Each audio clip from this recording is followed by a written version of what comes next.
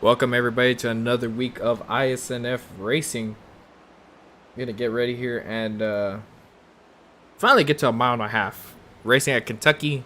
Fabulous Speedway in the next gen cars. Now, before we go any further, let's go ahead and look at the drivers for today's race.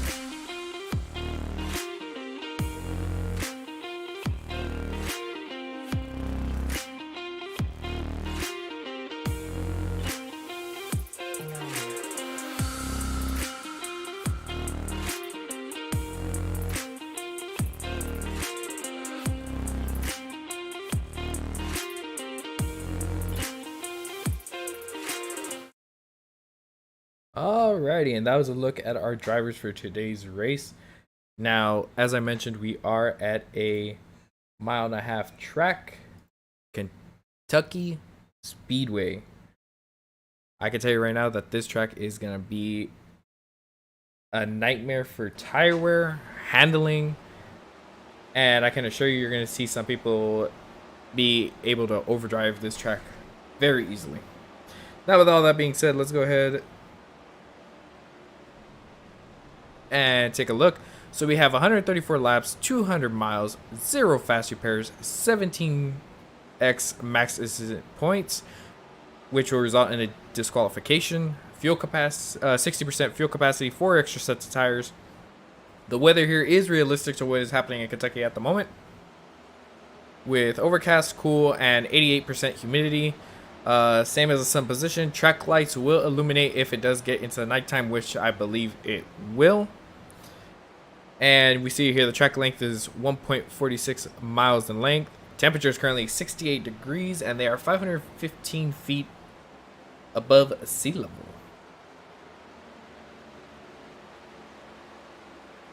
Now, with all that being said, as we take a look during our practice, we actually have quite a few drivers that have gone out, done a lap. Mark Gonzalez currently with the fastest time of a 30.27. You know, before this race continues, how about we go ahead and get familiar with the broadcast booth. My name is Francisco Villarreal. Here with me is Mr. Thomas Stanley. How's it going, Thomas? It's going good.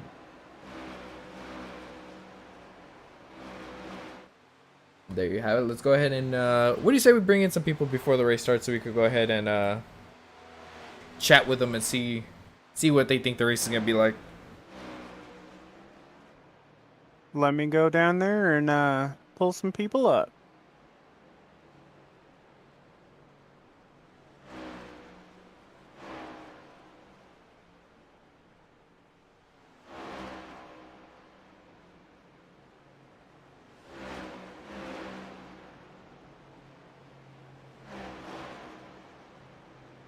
Mark, you got us up in the booth? Yes, I got you. All right, Mark. So obviously Kentucky, gotta be very careful with when you gas it up. Just the way the track is, can easily get tight. Is that the way these cars are handling, or are they a little bit loose? What are you feeling out there so far? At the beginning of the run, it gets pretty loose. You just have to watch your throttle inputs and maybe the car around the corner, and then as the run gets on, yeah, it gets tighter. So you just gotta wait on that. Just gotta wait in the middle of the corner just to get on that throttle, and once you find that perfect timing, then you'll get those fast laps. Alrighty. Now, do you believe traffic, lap traffic, or anything like that will play a major factor in today's race? Oh yeah, these things do not like dirty air. As soon as you get dirty air, they just want to push tight. So as soon as that leader hits the back end of that lap car, it's gonna be game on. Well, that's very interesting to see. Now, I see you have ran the fastest lap in practice. Hopefully, you can replicate that in qualifying. I wish you the best and have a great race. All right, thank you. Y'all have a good one. Alrighty, Mr. Thomas. Who else you got? Let's see here. Do we want to bring up Steven or Jalen before the race? Let's bring in. Let's go ahead and bring in. I know Jalen had some struggles last week. Let's go ahead and bring in Jalen. Okay.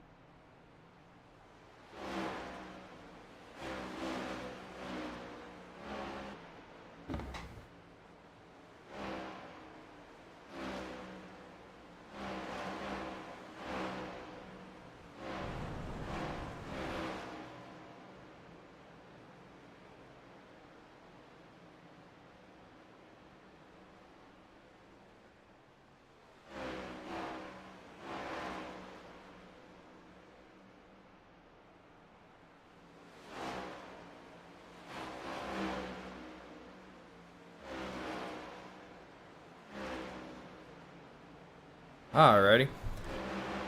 As we got quite a bit of drivers out here still practicing. I assume they're practicing their long run speed, as long run is definitely what matters in these cars. Very easy to burn the tires, and these cars do not like it when you burn the tires at all.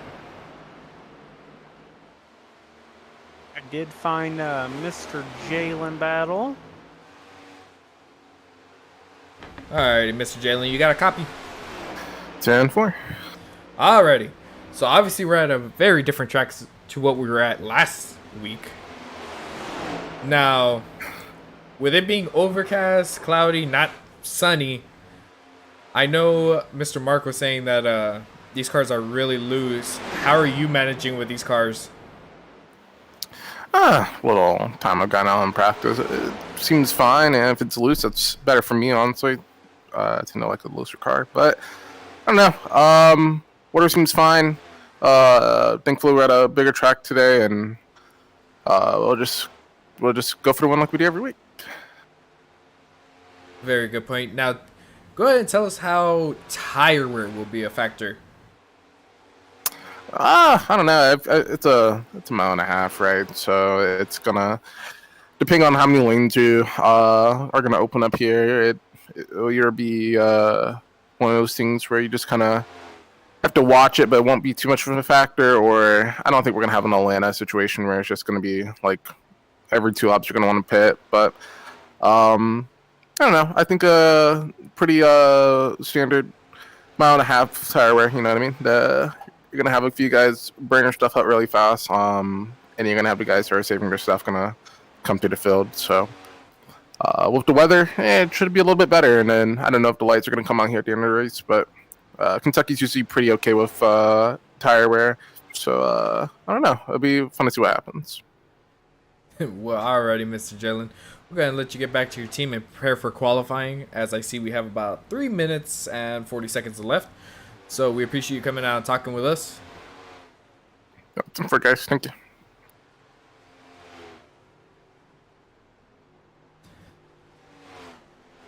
Alrighty. As we see Jalen heading out of pits to go, I'm assuming it's going to be a little quali run. But, alright. Before we go any further, do we have any predictions already, Mr. Thomas? Before I get into my predictions, I do want to bring up from last week's race, there is going to be a couple cars starting with a penalty, which is a hold lap, which you have the number 9 of Mr. Jason Ricketts, the number 8, which is driven by, I don't know because I can't find it. Number 8 is Mr. Johanny Díaz Osorio. Oh, okay, there he is. 24 of Jalen Battle, the number 43 of Isaac Wilson, and also the number 15, which does not look like they're in this race right now. But as far as a prediction, I mean, Mark Gonzalez did win that Xfinity race here, so he's definitely going to be something to beat. I'm going to have to go with Josh Grosso. Josh Grosso. Interesting. Considering the next gens, you know, I think I'm gonna go with. The 22, Mr. Taylor Butcher pick. Benjamin. Solid pick. I do not want to count out the 10 though. I mean, past 2 races we've seen he is very, very fast, no matter what track you put him on. So he could definitely be a contender.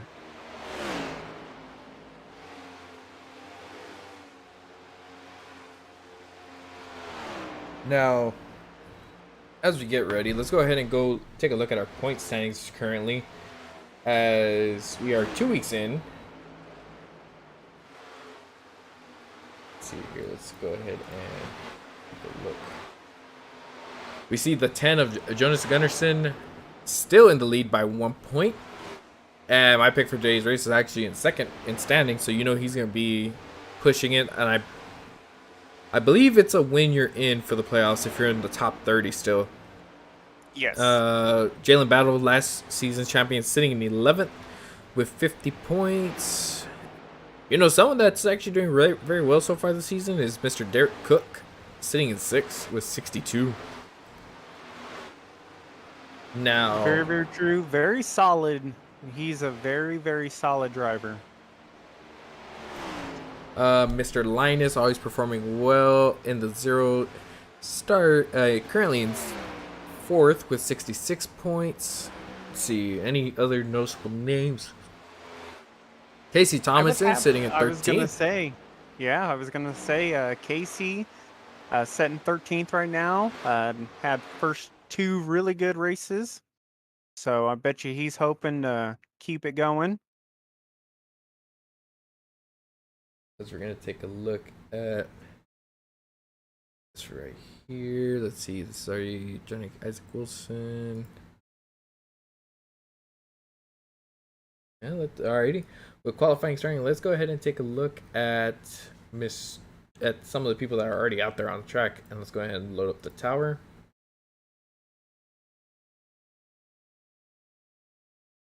As I see.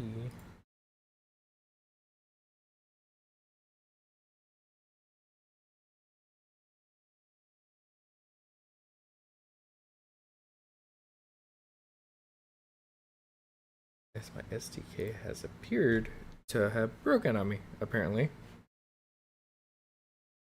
So give me a second. I believe where it switched I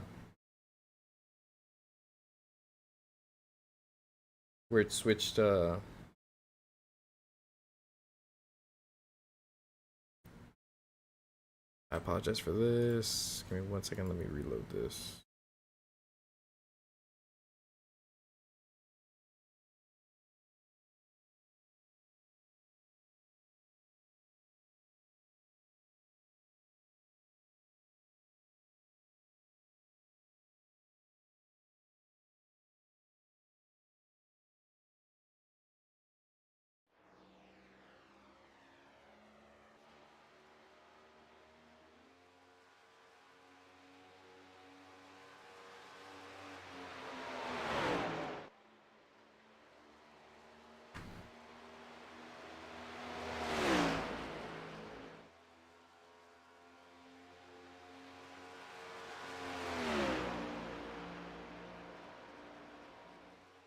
And okay, so my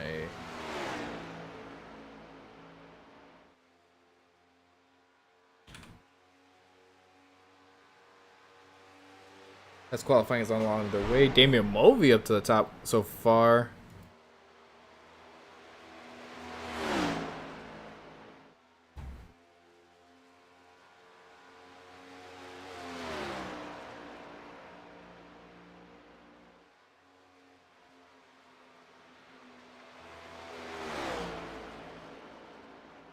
Mark Gonzalez just threw down a super fast lap.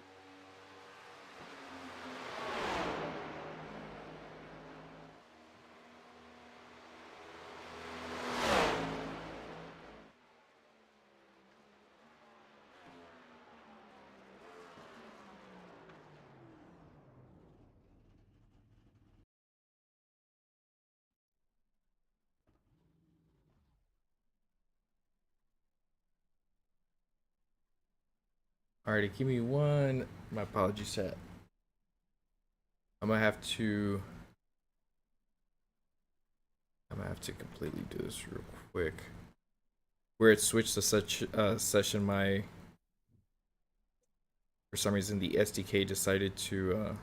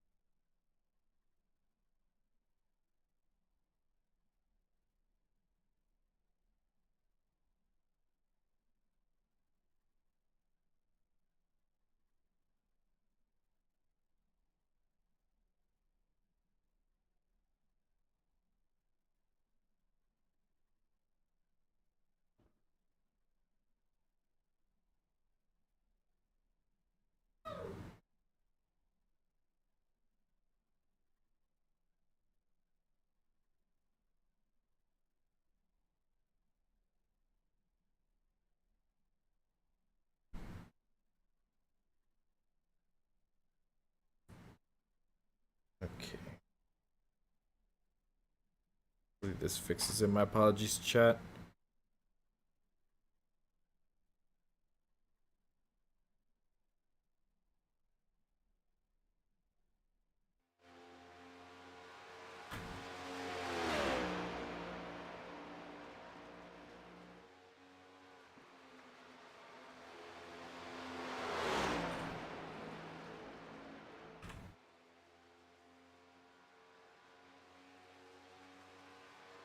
There we go.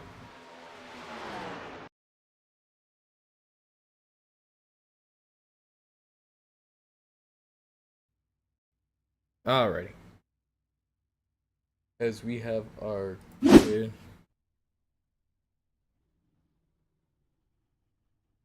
Alrighty, my apologies for that technical difficulty as the qualifying session has come to an end.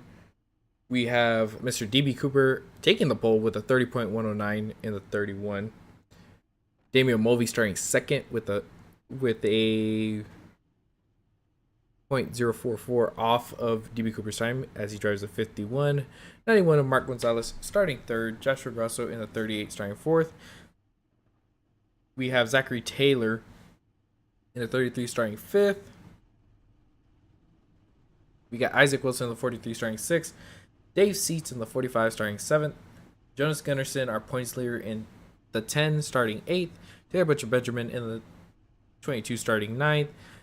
George Kovacic, I believe I pronounced that correctly, in the 20 starting 10th.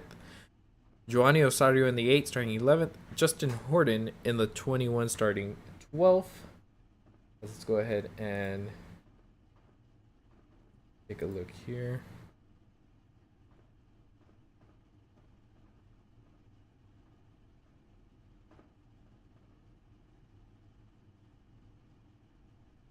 We got James Bowles in the 48 starting 13th, Kiko Garcia in the 44 starting 14th, Griffin Williams in the 13 starting 15th, Ria Ferris in the 12 starting 16th, Brian Chu in the 54 starting 17th, Brady Shu in the 99 starting 18th, Ethan Wolf in the 77 starting 19th, Fernando Vinales in the 66 starting 20th, Derek D. Cook in the 7 starting 21st, Angel Hernandez in the 6 starting 22nd, Mike Hamlin in the 19 starting 23rd, Jalen Battle in the 24 starting 24th.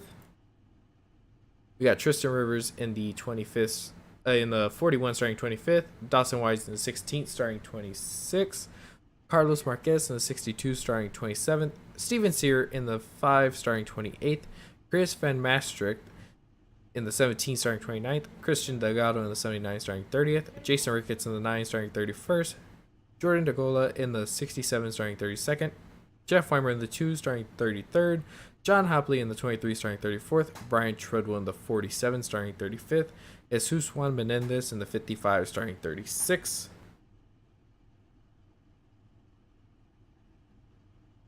Johnny Castle in the 34 starting 37th, Blake Lothian in the 14 starting 38th, Matty Moniak in the 4 starting 39th, Joey Maines in the 42 starting 40th, Michael Iskandar in the 1 starting 41st, Casey Thomas in the 3 starting 42nd, Bob Wyckoff in the 78 starting 43rd.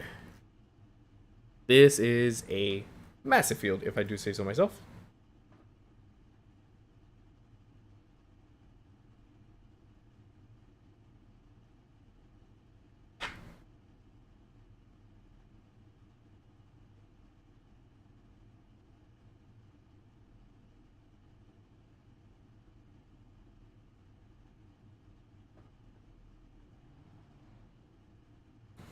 As we wait for them to start their lap. Now, how would I describe Kentucky? It's one of those, if you know how to drive it, it's really fun. And if you've never driven it there, it's going to be a nightmare. Ain't that right, Thomas? I 100% agree with you on that one.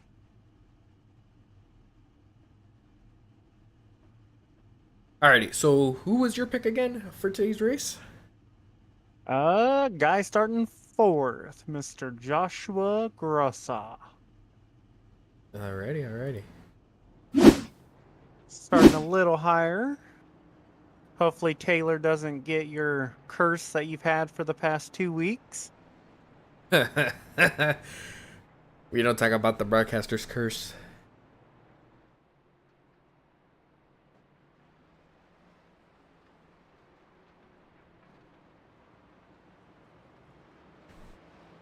Now, I'm actually glad we're on a mile and a half. Mile and a half are one of my favorite tracks. Rotopro's coming up, so anybody that races Rotopro competitive or anything like that, you know, it's gonna be full of a mile and a half, so it'll be favorite type of tracks.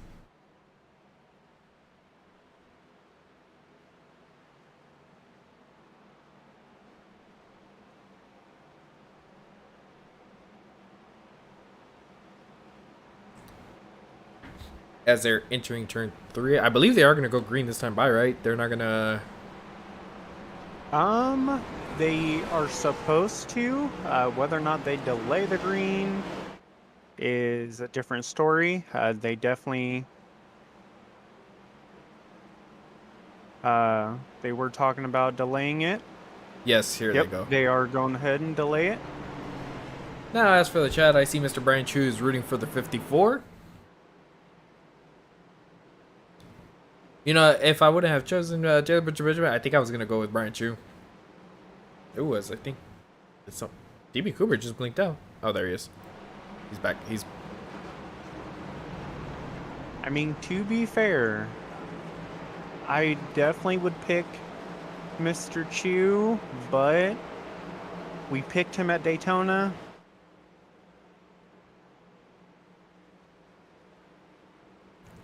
That is very true. Well, he did have a solid performance there at Daytona. Very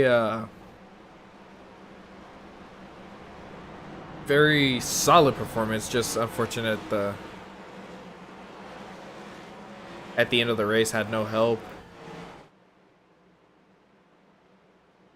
Did they delay another lap?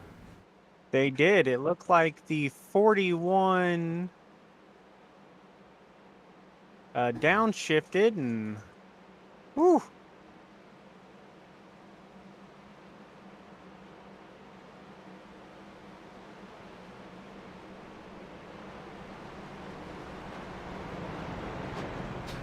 Almost took Jalen with him.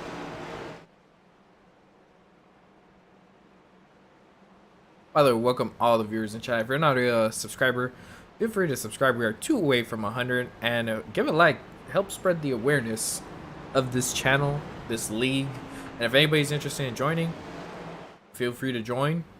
They're always looking for drivers for their trucks, Xfinity, ARCA series. Do not forget your 87s. That They as well. also I do forgot. run. Yep.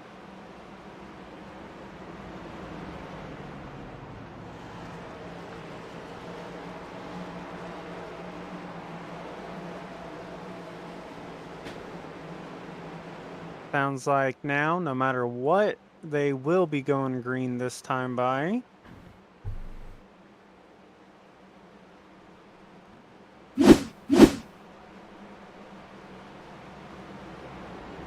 So we have our good picks.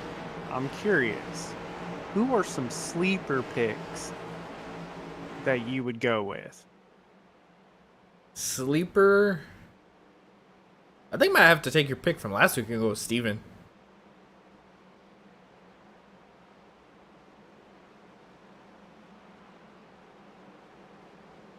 As they are entering turn 3. Oh, it's so nice seeing such a wide track. I'm gonna have to go with Casey. Ooh, interesting, interesting. Alrighty, here we go. In 3 and 4.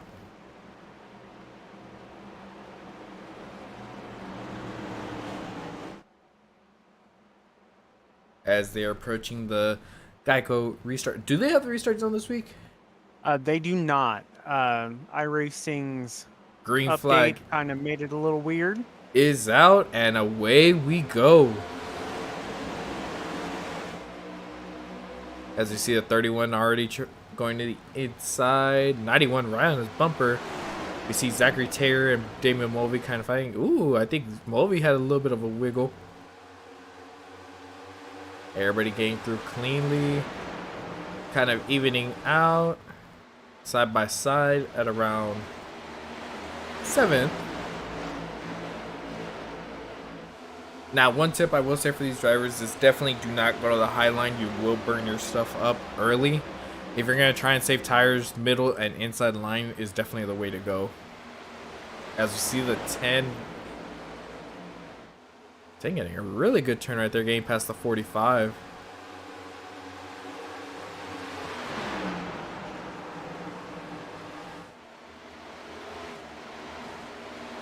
They are 3 wide behind them. Or they were 3 wide.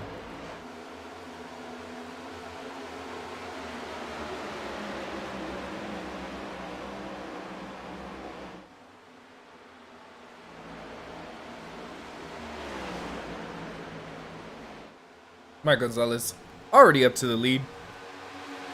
We saw him in practice have the fastest time. Now it's going to be about consistency. Hitting your marks, being able to drive, not burn up your stuff, and just be there at the end.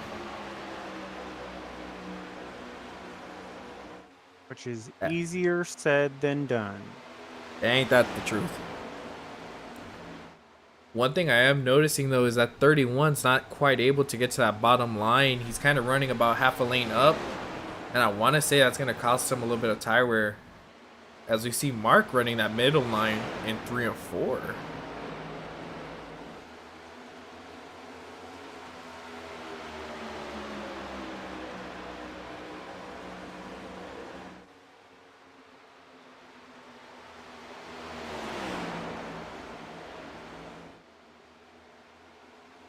Mark Gonzalez set up the fastest time once again with 30.22. The other driver that's driving as fast as Mark is actually Daniel Mulvey in the 51. Which he is fast all the time.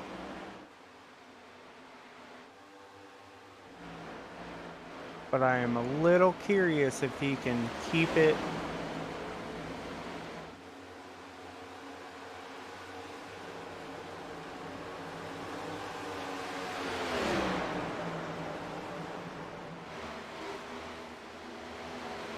Now, I do know we can actually take a look at their speeds entering the corner and how they're kind of letting off. Let's take a look at our leader. Alright. So as they're coming to the turn, they're getting to about 186, letting off.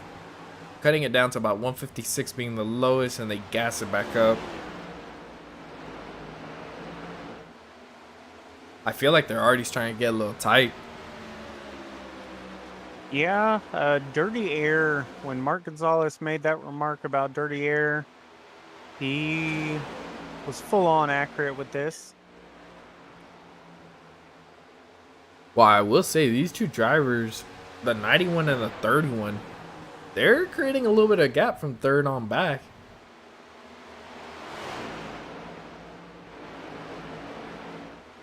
Now, I do know that I was told that if you know, create a gap and y'all aren't even tires, typically what that means is you're overdriving it. So I'm wondering if that's the case or if it's just the fact that they know the line. I don't know. I feel like running that middle groove though is not the move.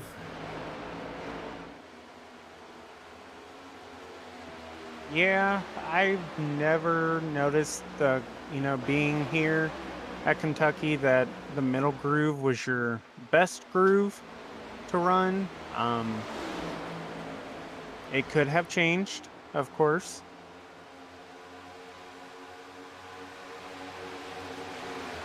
Now, correct me if I'm wrong, Casey Thompson isn't actually racing. He's not. Or at least, okay, no, he is. But for some reason, SDK... Like, he did start. I was about to say, for SDK, it was... Everything is acting very, funky for some reason. Yeah, I'm wondering if, because there's quite a few people that their ping is well over 100. I honestly think I did hear someone maybe smack the wall.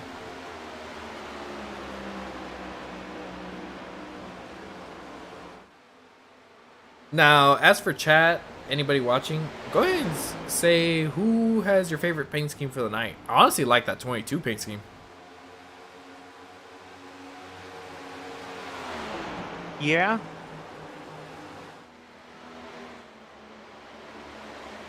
That one is definitely one of my favorites. Now, you know, we've all talked about, I mean, we've all raced in this league. Broadcasters, drivers, we all know typically what to expect and all that. I will say, tire wear kicking about 15 20 laps in. So any chance for wreck would be around there. But I will say these guys are keeping it clean as the 22 drifts up just a little bit towards that 51.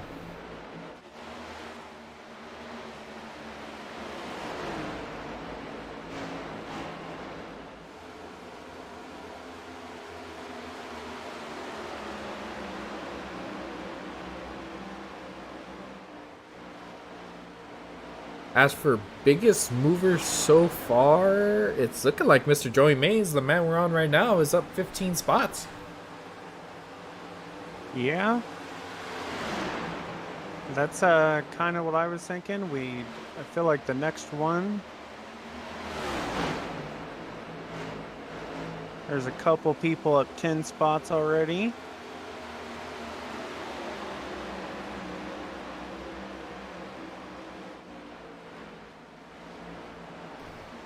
As we see people,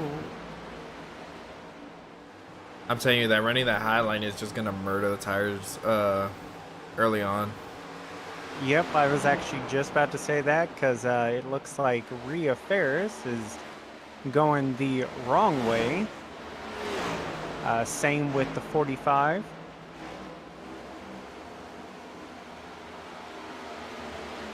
Well, one thing I do know about these cars is it's very easy to think you can get back on the throttle. And what I mean by that is in the Gen 6 cars, you're able to slow it down. And when you got pointing a certain direction, you could gas it and it would stay in that direction. Ooh, as the 20 kind of forced her up the track a little bit. Now, as I was saying, with the Gen 6, you were able to get it in the direction you want to go, and you would be able to make it stick. With these cars, once you get it pointing in the direction you want it to go, you have to like coast it just a little bit more, then get back on the throttle. As we see the 91 starting a gap second place as well.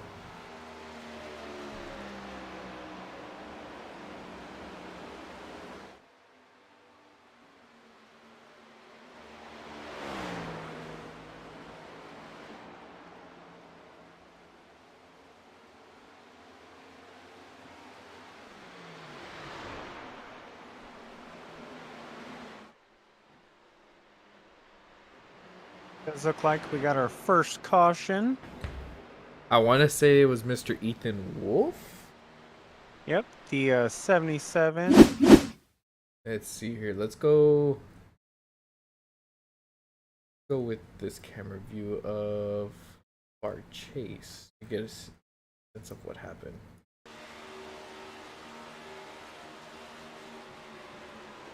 Ooh, oh, that was an extremely. Oh, he blew his motor right off the bat. He is done. Good job staying up there, not rolling down. I want to say, if I'm not mistaken, that was a result of him thinking he was clear. That's kind of what it seemed like to me. That was an extremely hard hit. As they're already coming in for tires, or at least fuel.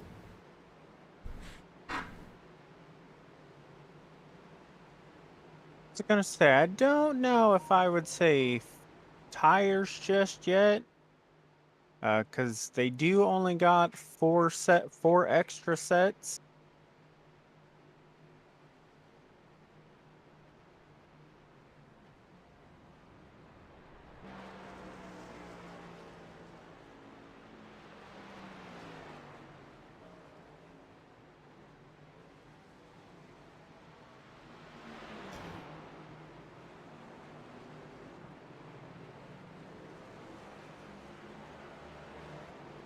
Interesting, very interesting.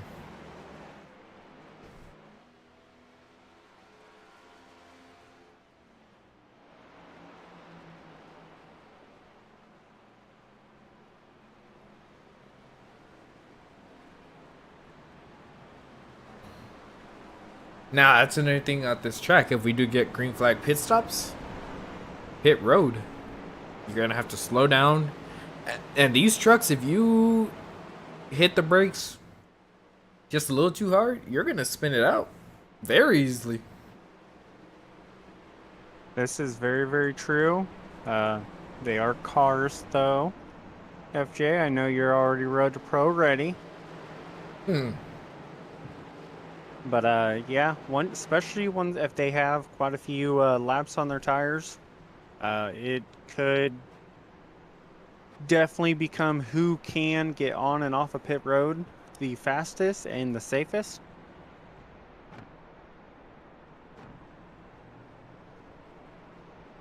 And you know, that's a very it's a fine line of being consistent, fast, and things like that. Because I know I play it very conservative. I know one driver that's very good at pit road is the 6 of Angel Hernandez.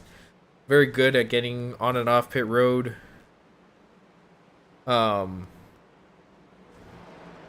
Now, with that being said, you can make up a lot of time at pit road, and you could lose a lot of time on pit road. Yeah, I mean, I have yet to find another driver, to be honest, that can do it as good as Angel can on and off pit road. Josh is very close second. I feel like if it comes down to it, he may be one to watch, just for some fact that pit road is a very big key here.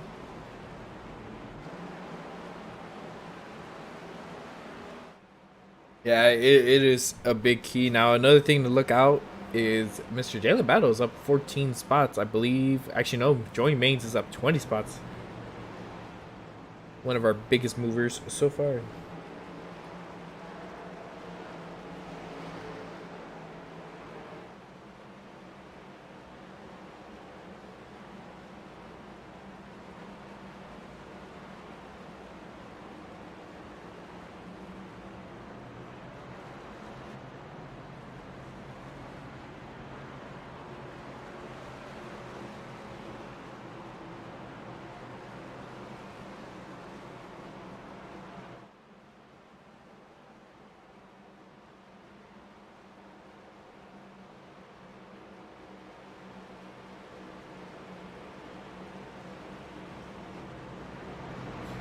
Now,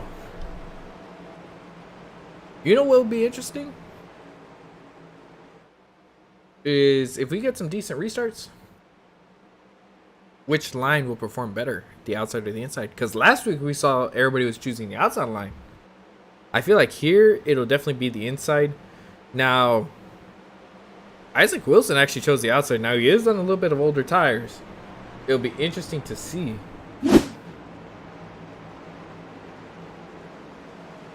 I feel like if you're on the old tires, the high side's going to be your best bet.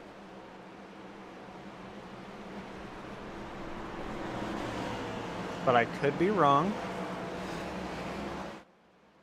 This is one of those tracks that you need to have speed on, and let's be honest now, that is not a thing for me. Green flag is out, and here they go. Bunched up, going green. 91R to the inside of the 43. I think we're going to see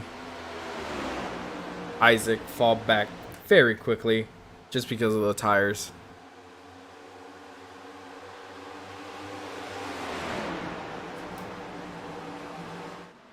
Yeah, I fully agree with that. As look at this bunch right here. Jalen Battle finding himself 3 wide. Oh, careful, fellas. They are not giving an inch to each other.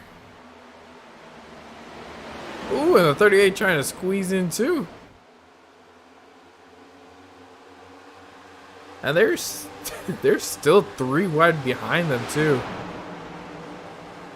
Ooh, 51 and the 19 nearly. Or is that the 19 or 79? It kind of looks like the 19, but it could. 79. No, it actually was 79.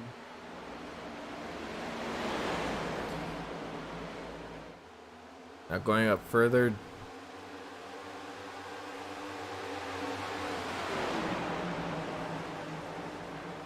Looking at Joshua trying to make a pass on the outside of the 19, the 44, and the 48, and the 43. Man, he is going for everything.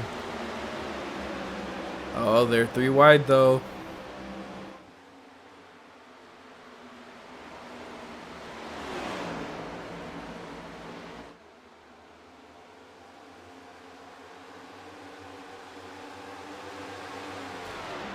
Oh, very good driving by Joshua. Oh my gosh, they were nearly 4 wide for an instance. These guys are pushing these cars.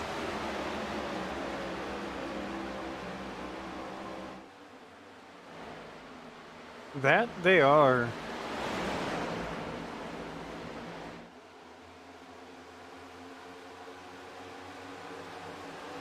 Ooh, they got a little loose there. Caution is out. Christian Delgado, I believe, is the one that got involved in that. Let's go ahead and take a look here. Ooh, actually, it was in front of him.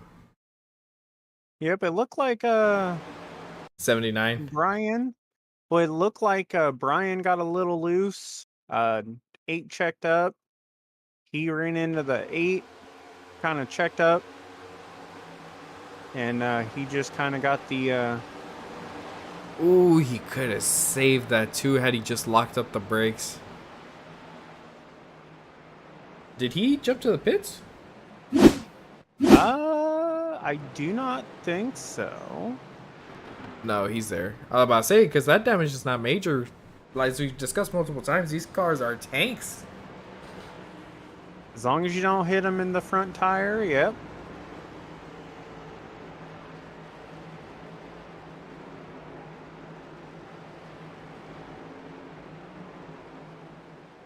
If you hit the front at all,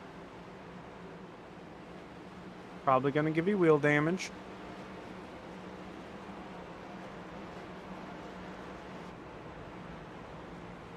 Now, although we say these cars are tanks, it's important to know that damage does affect them pretty good as well. And what I mean by that is the aero side of things. I've had cars go from perfect handling where if you scrape a wall, you're going to get tight and can't even turn.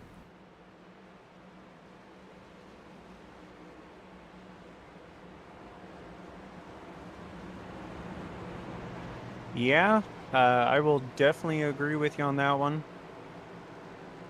Mr. Ethan Wolf saying, love getting dive bombed on turn in. That would be the first caution that we had where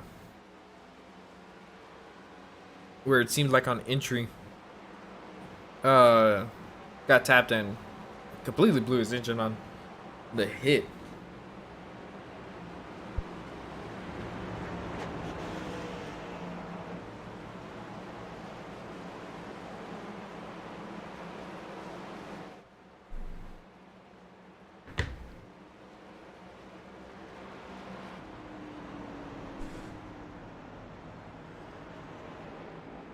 Interesting to see that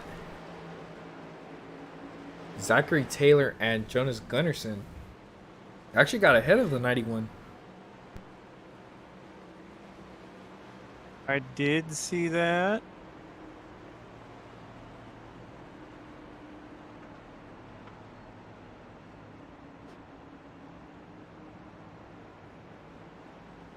I will say the top 10 are definitely fast.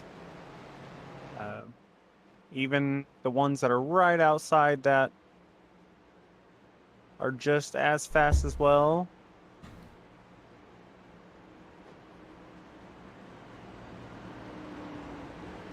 The 6 of Angel Hernandez has moved up to 6th place. The 6th and the 6th.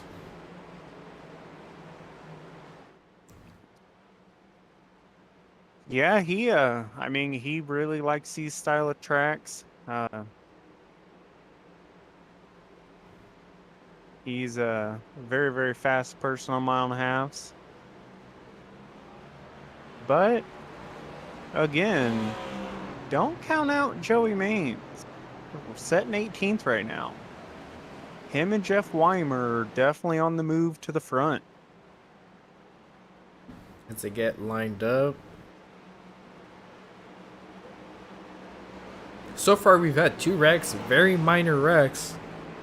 In regards to, it was more like, I believe, 1 to 2 car wrecks, nothing like a parking lot like we saw last week. As they're coming to the start-finish line, Zachary Taylor leading them.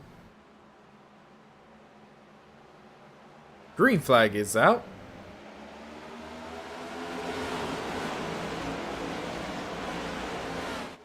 Oh, good to see that we actually do have someone on camera for today. We'll go ahead and bring that up later, as we're still early on in this race. As we've seen, everybody is very aggressive on these restarts.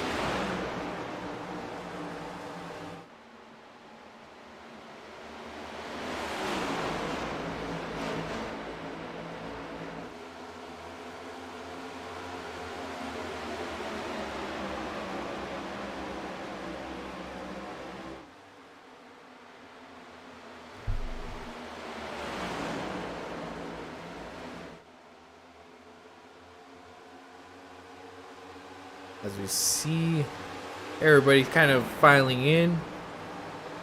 Now, if I were drivers and I knew drivers were pushing it, because we can all tell when a person is pushing it and when a person is actually fast.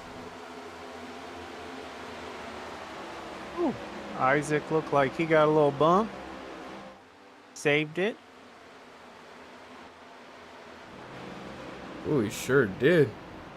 Off the pace big time. Looked like the 5 might have got into him a little bit.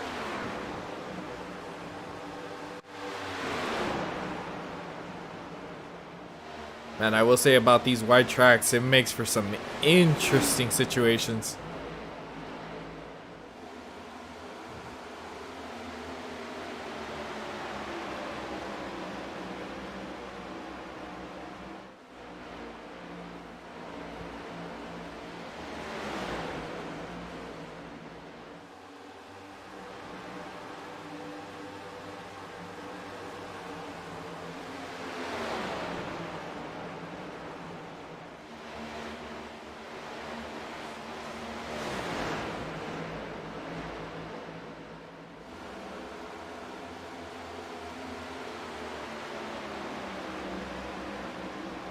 Now,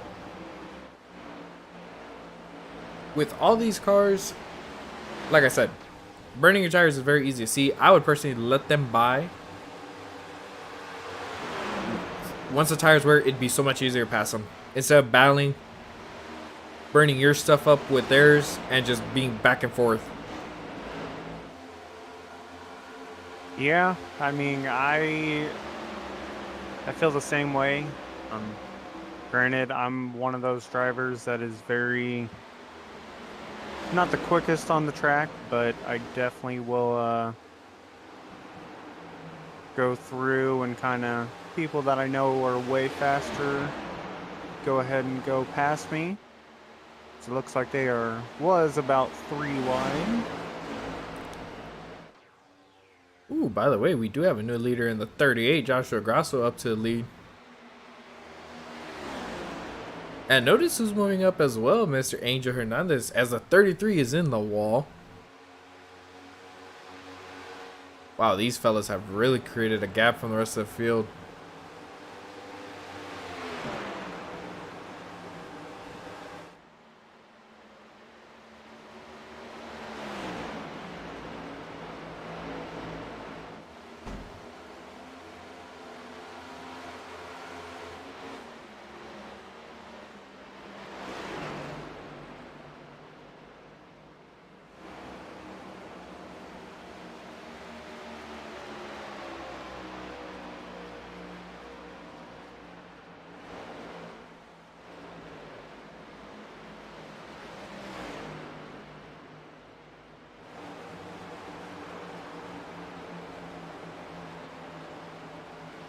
We're taking a look at Mr. Hopley, who, as a matter of fact, has his camera on. Let's go ahead and take a look at that.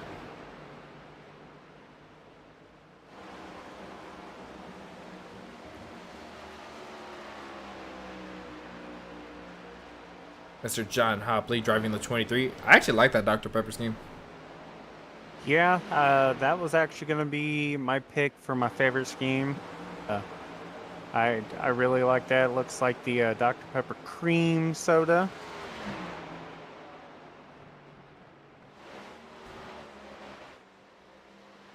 Yellow flag is out. Is this a station or is this... I want to say it's a stage. Station. Pit lane was closed.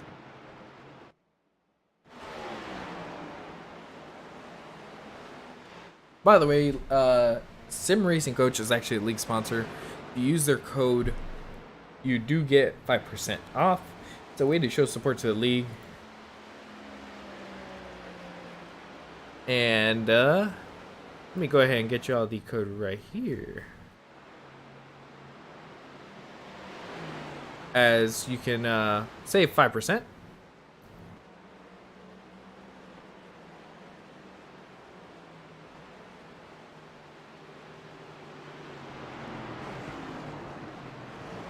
It is SRD SIP. That is the code.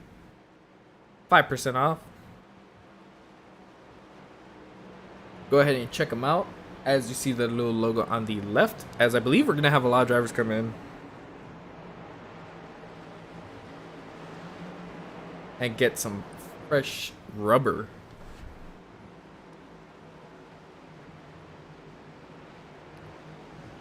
I'm kind of curious on how strategy is going to go with this race.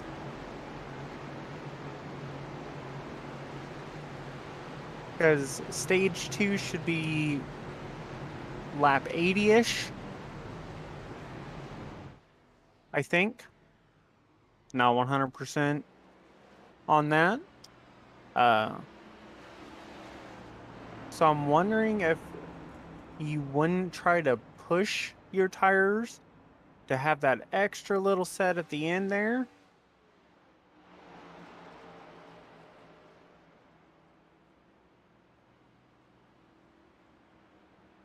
I feel like track position does play a factor at this track, but it's also how you drive it. Because I do know there's like a fine line. Because I feel like you want to be at the bottom, but even in the officials, I believe it was like half a lane up is where you want to be. You don't want to be too far up. I want to say it's the left side's right at the bottom of that black strip is kind of where you want to be.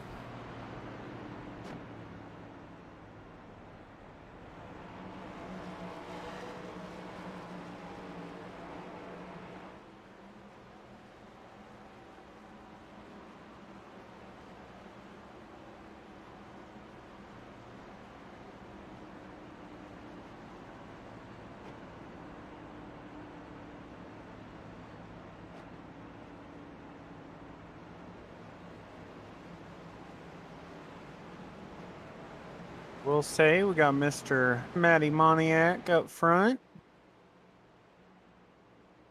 Now part of his no pit strategy. I was about to say he stayed out. Everybody else came in. I want to say he took tires on that last caution. Not 100% sure.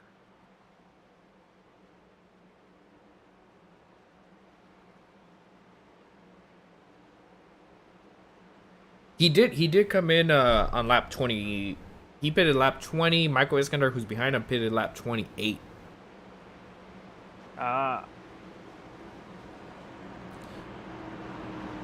So honestly, it might not be a bad call because I mean, with the cautions and everything, really not that bad tire wear. Should be able to hang with him. Like he'll probably fall back, but not as drastically.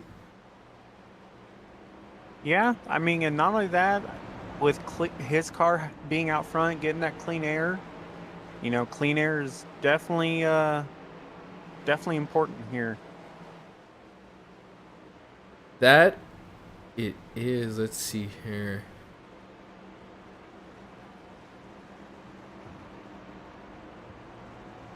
As I believe they're coming to. Yep, they're gonna be coming to green next time by.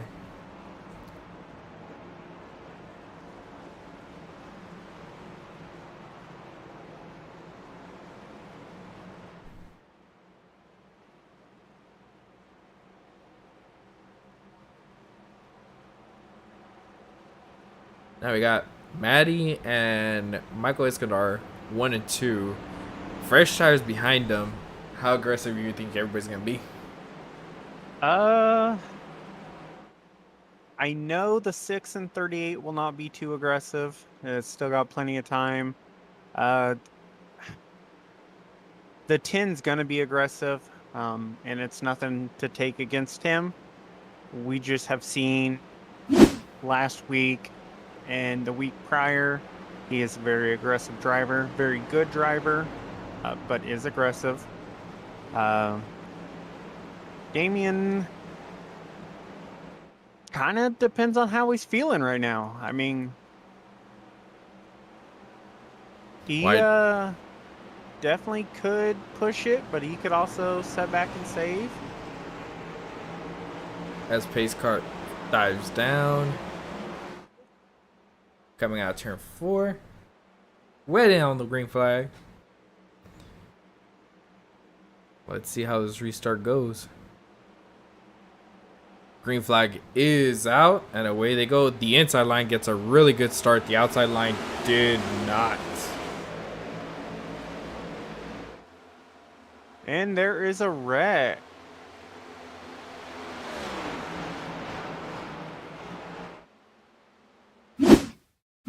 Let's see. I want to say it was a result of that big old checkup on the start. Oh, it was.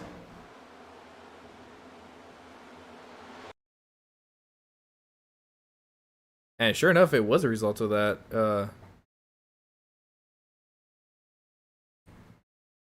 The restart. Let's see here. So you see a 31 kind of takes a 3 wide. I don't know if the 9 was expecting him to be a little bit lower or maybe going down since the 21. But I will tell you, the 31 slid back up, got into the 8, which caused the 3 to get in it, and the 47.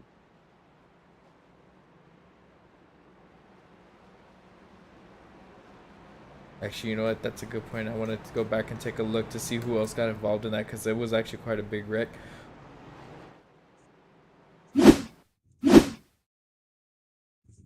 Oh, a very big wreck. Yeah, it definitely shouldn't have been. Oh, it looks like the 31 didn't hold his brakes, drifted back onto the track is what it's looking like to me. Is that what you saw by any chance? That's kind of what I saw. Granted, I don't know, because if you break your tire, it looks like the car is rolling.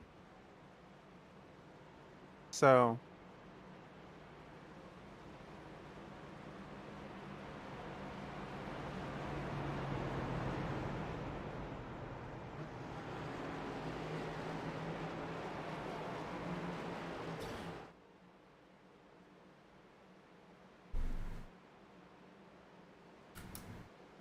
Now, how about we go ahead and let's bring up Steven Sear.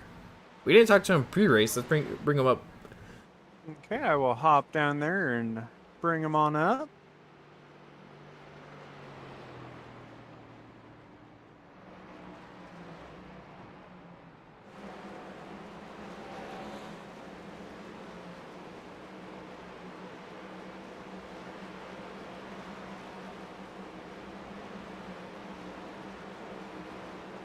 Steven, you got us up in the booth here? Yes, I do. Alright, Steven. We're 47 laps in. And honestly, the restarts have been absolutely insane. 3 wide, 4 wide. How's it been? Wide. I've seen 5 wide. That's exactly what I was about to say. How's it been driving in these packs?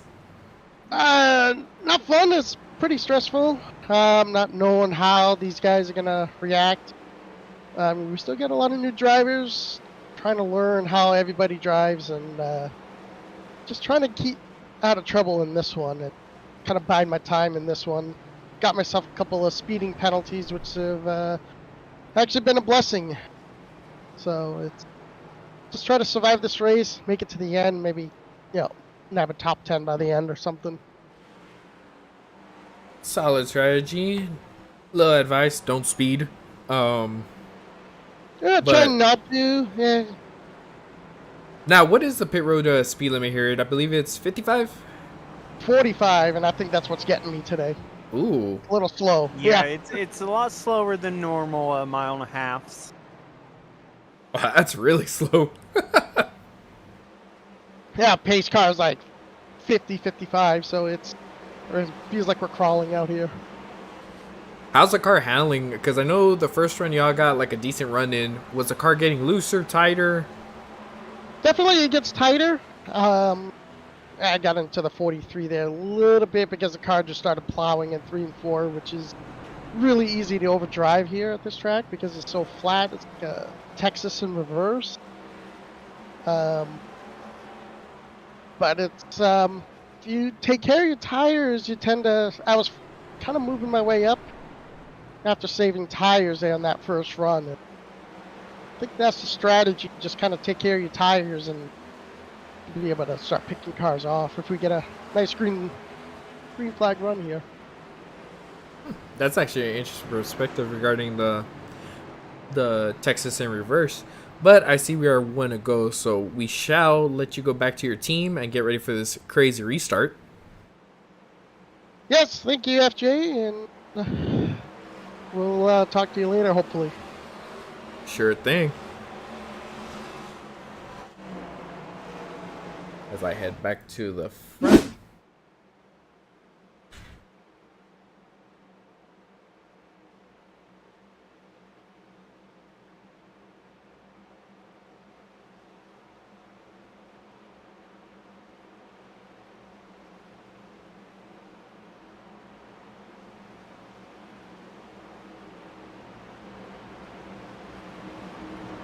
Alrighty. Was it me, or did the pace car just do a wheelie for a moment? That it did. I want to Okay. say I want to say there's a little bit of a server issue going on because I have noticed that like the quality is not the worst, but it's not the best. If that makes sense. Yeah, mine keeps dropping. Kind of makes the cars jump out for me a little bit, so. As they come to the green flag. Green flag is out. Saw somebody jump out of line in the back. Not sure what happened there. 91's all over the 78's bumper.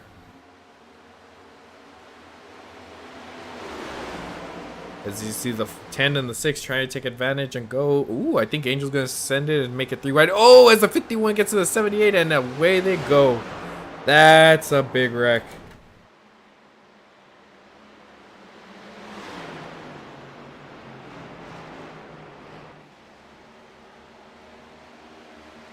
Caution is out. Oh, I saw that one. And I already know what caused that too. Unfortunately, you cursed another driver. We are not talking about it. See, where is Jalen?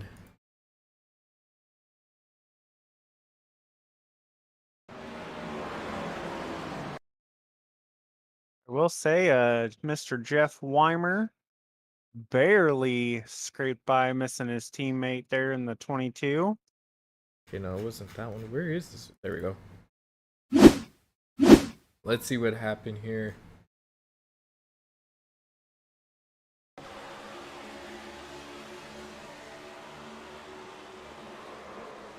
Ooh, came right across, got the 22. But that started with the 51. Yep. And Damian Mulvey. If I'm not mistaken, I think I saw Mulvey he was 3 wide, and I don't know if he thought the one was closer, kind of moved down and hooked the, let's see here, it's a little bit of slow motion. 78 comes up and he moves down at the same time. No, I think the 78 just moved up and got him. And I was gonna say it kind of looked like the 78. The 44 just looked like he didn't slow down enough after seeing the wreck in front. Got Jalen. Speaking of Jalen, let's go back and see what happened with him. I think he got hooked or he just locked it up trying to avoid it. He got hooked by the 44. Doesn't look like the 44, did it on purpose. Just kind of looked like got a little in there. I want to say I think it was more of a wreck.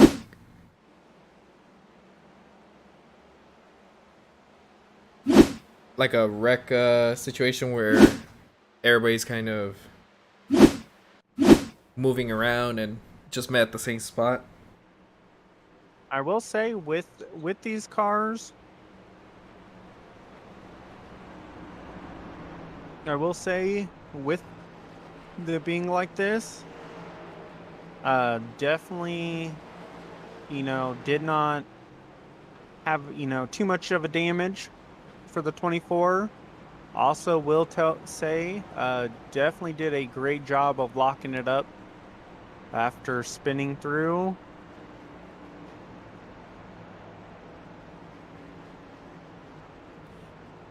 You know what's one interesting fact that I'm seeing here? That 4 was able to maintain the lead. He was. Now, you know who's one person we haven't talked about? Rhea Ferris. This is very true. We saw her get involved in another incident with the 20 where she got into a wall a little bit. She got the damage fixed. Car's looking clean. Running solid. She should be good. She's running second at the moment.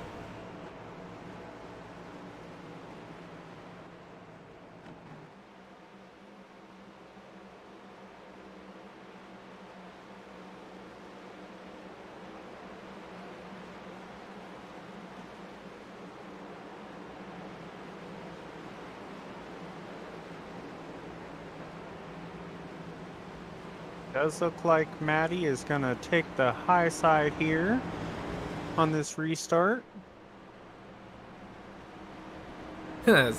Somebody tell him that stop messing with the pace car, you can get a penalty.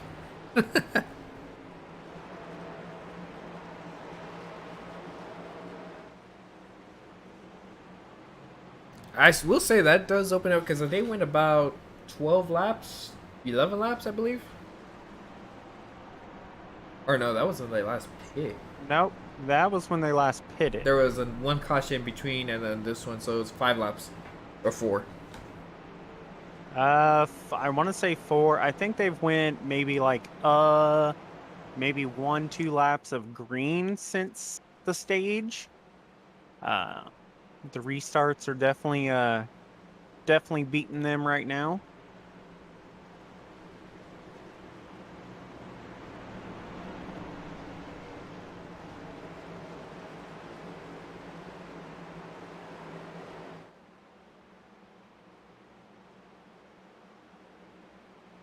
Now, who else? Let's see. So Taylor Butcher Benjamin got involved in that. Jalen Battle got involved in that. My driver has still up there, so I think we're going to go to just me picking both drivers for us. Ha ha ha.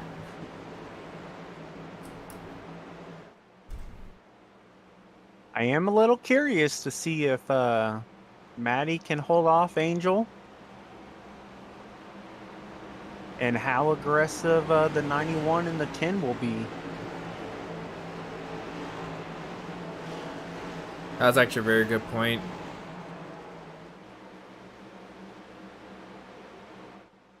As they come to the start-finish line, Maddie leading them on the outside. Green flag is out, and away they go. The Maddie 91's was getting all pushed. over. It was like Maddie was definitely getting pushed.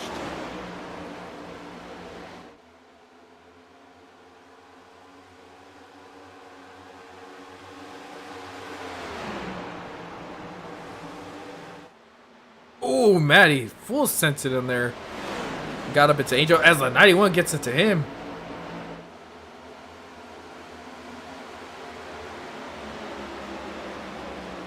Who's gonna tell him this is NASCAR, not bumper cars?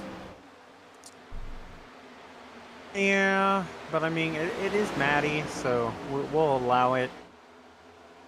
I mean, he does drive a push car, so we'll give him the benefit of the doubt on that one.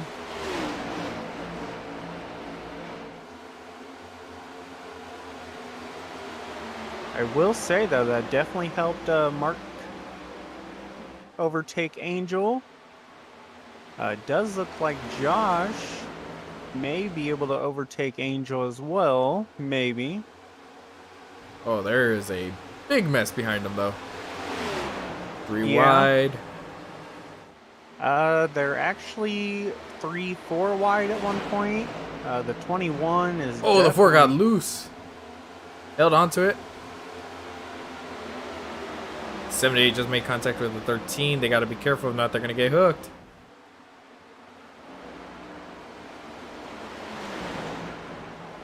Caution is out. And who was that for? I think that was George. Looks like George. Ooh, it seems like Joey Main. Oh, Joey Mains took off. Joey. See what Looked happened like here. it ended up being Joey, George.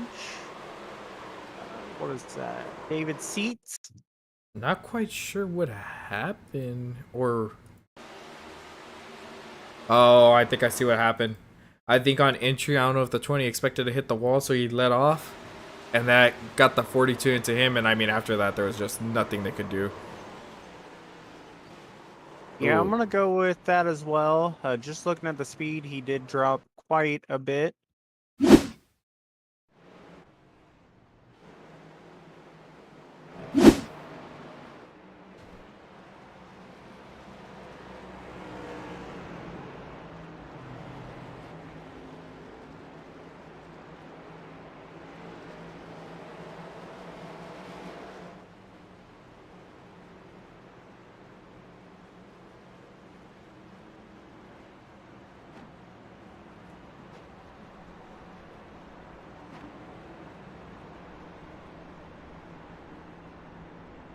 That was... I think it seems like a lot of people are underestimating the run that they get entering and exiting the corner. And the tightness of this car seems to be the common issue. Yeah. I mean, like most leagues, whenever, especially when you have a bunch of new people, you definitely are, you definitely have that learning curve through there. That's kind of where they're at right now, is they have some drivers that, know how others drive, and then a couple newbies that are very unsure. Well, I will say, it's when you get to drive around certain people for a while, you start to pick up on their habits. And like you saying that there's quite a few different... There's new people to the league.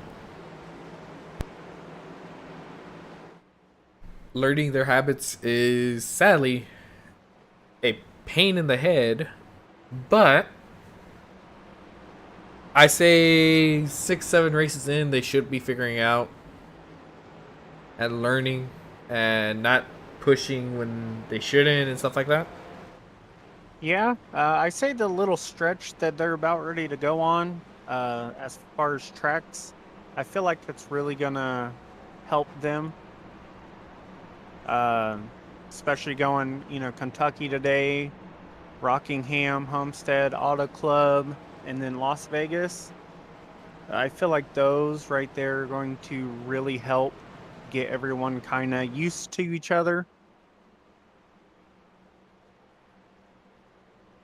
I would say that's another thing is, okay, majority of the tracks are mile and a halves. The tracks we've been to has been a super speedway and a short track. Two of the Super worst short track. places. Two of the worst places to try and figure out what people do. Very, very true. Especially being at Daytona, being being in Daytona with a 200 laps, bump drafting, pushing, definitely not a very good way to learn how people drive.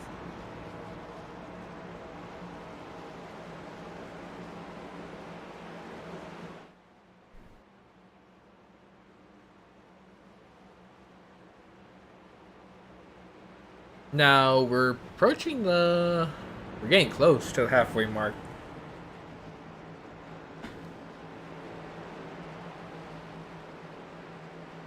Ooh, I'm seeing right here, Rhea Ferris is up to 12th.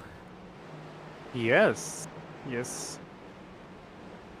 She is making her way quietly up there, Now I know there was some staying out of beef. everyone's way. I know there was some beef earlier in the week between her and the 48, and they're starting nose to tail. This is very, very true. Kind of curious about that. In other words, grab the popcorn, boys. And you throw your wild card in there of Isaac, being friends with James and kind of being that wild card right there.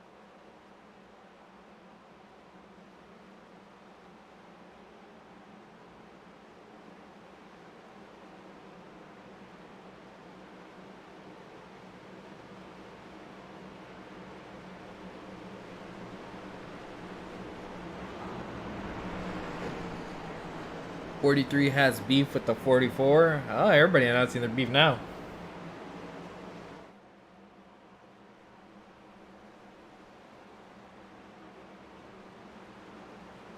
Well, someone needs to have beef with the track,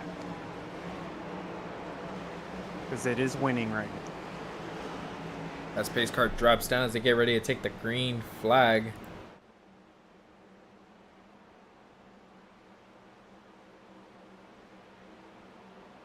Green flag is out.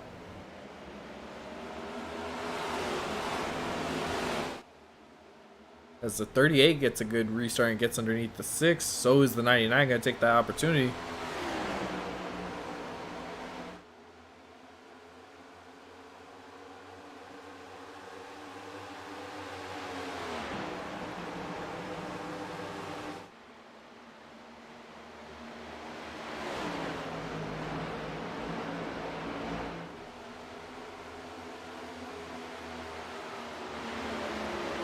Ooh, here's one person we haven't talked about this race either, Mike Hamlin in that 19. Yeah. Oh,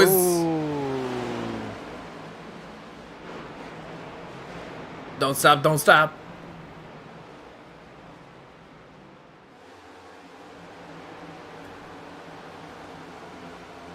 How they kept that green, I have no idea. But I'm actually going to rewind this to see since it didn't show up on the feed. It kind of looks like Isaac got into him a little bit.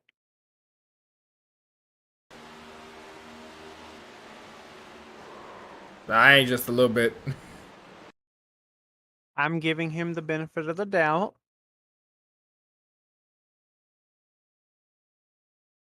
We'll say 3 wide. Yeah, I will say.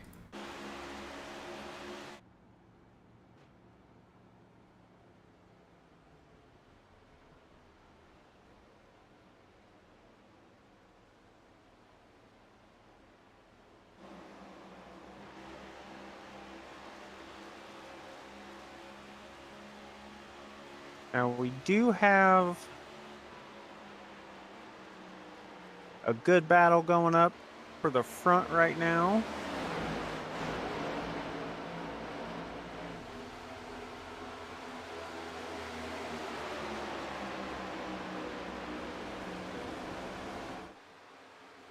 As Josh and Mark are battling it out. Also looks like Angel is catching up as well.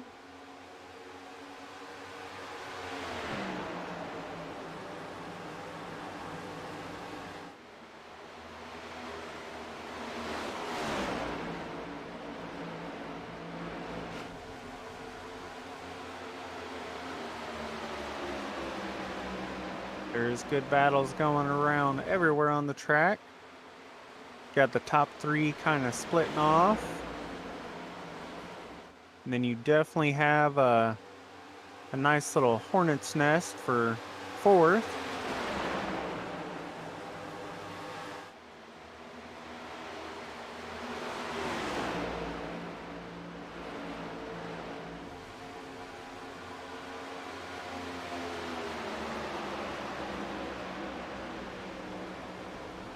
You have Brady Shue, Mike Hamlin, James Bowl, the 21 of Justin Horner, and the 33 of Zach Taylor battling it all out.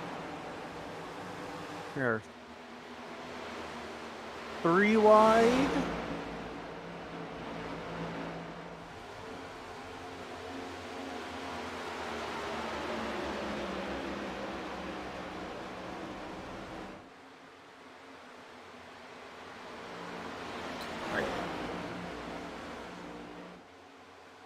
I see that Angel Hernandez has moved his way up into, or actually has stayed in there. He's actually our biggest, actually, no, Christian Delgado, who was involved in an earlier wreck. He's our biggest mover. I will say, that's not correct. Definitely got nice battle going on for fifth, fourth. I was actually seeing that between Brady Shue, Mike Hamlin, Bowles, Justin Horton, all of them.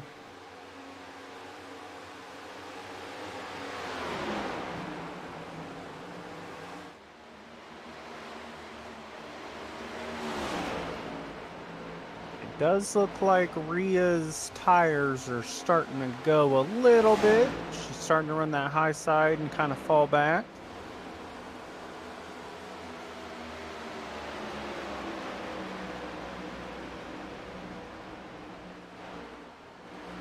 Biggest thing is just keeping pace, because if I'm not mistaken, they're going to have to make one more stop.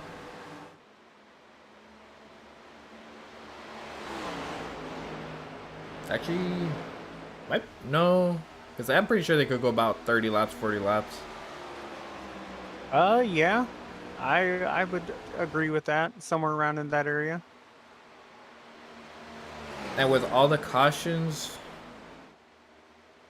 safe to say they could make it with one more stop, in my opinion. Yeah, definitely could make it.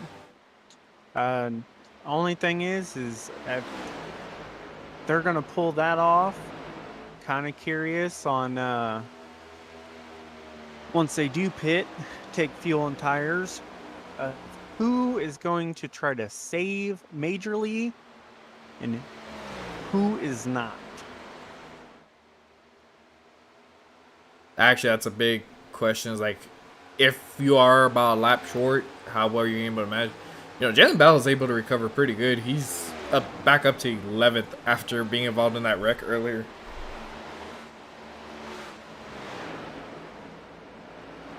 Yep, I was just about to say that.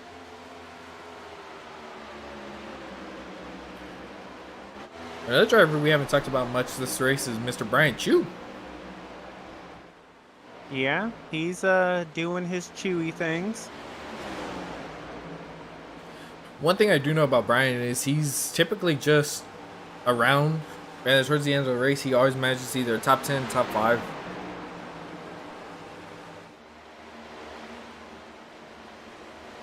As you see him running that very high line with Steven Sear.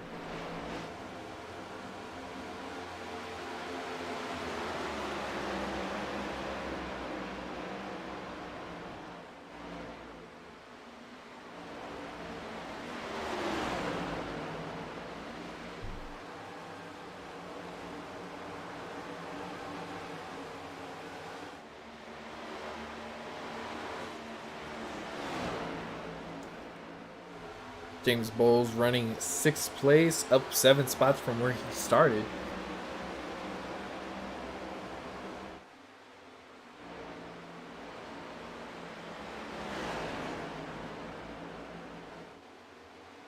Now with this, we should be able to start seeing who saved and who actually burnt their stuff early on. Ooh, is Mr. Joshua's blinking a little bit. I do want to say, though, Mr. Taylor Butcher Benjamin has rebounded quite nicely, setting 20th right now after being involved in that wreck. Yeah. You know, he did take quite a hit. I wonder how much damage he had. I mean, the car looks pretty dang good. Yeah, doesn't look like it's messing with him too much as far as aero goes. He's still able to run that bottom and make some passes, so...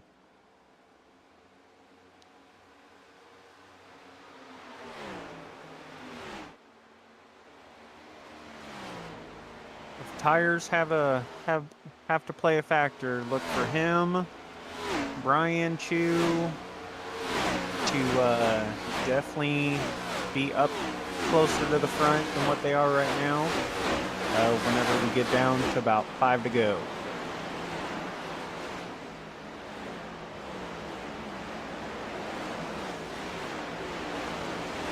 Ooh, as we got a wreck on the front stretch. That was Zachary Taylor. Smacks the wall. Oh, he was...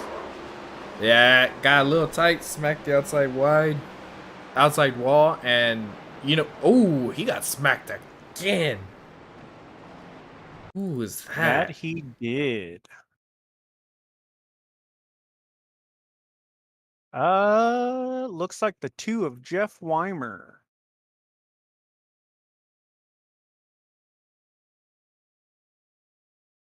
Did anybody else hit him? I think he got clean after that. Yeah, it looked like Jeff just kind of tried to go low.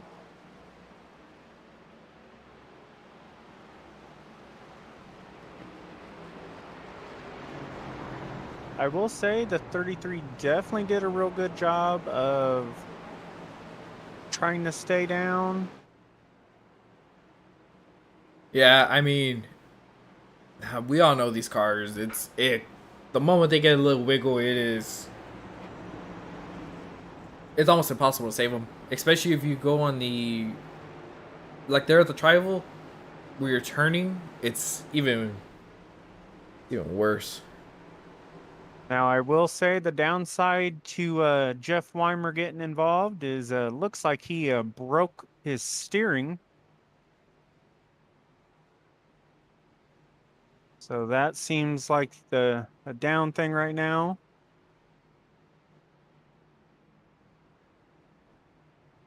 He is struggling to get down pit road.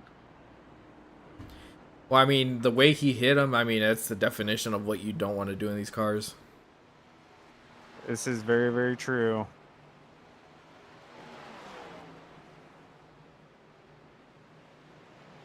As a 91 is going to beat everybody out of pit road.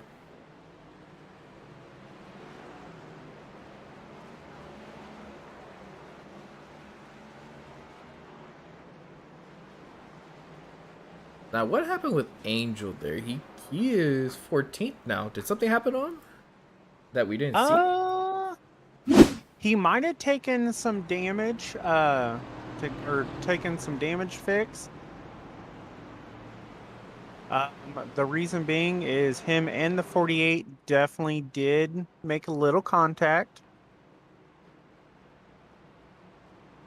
Oh, it actually looks like he overshot his pit box at the beginning. That'll do it. Once again, we give him the broadcaster's curse. Yep. Talk about how good he is pitting, and here he is showing us up.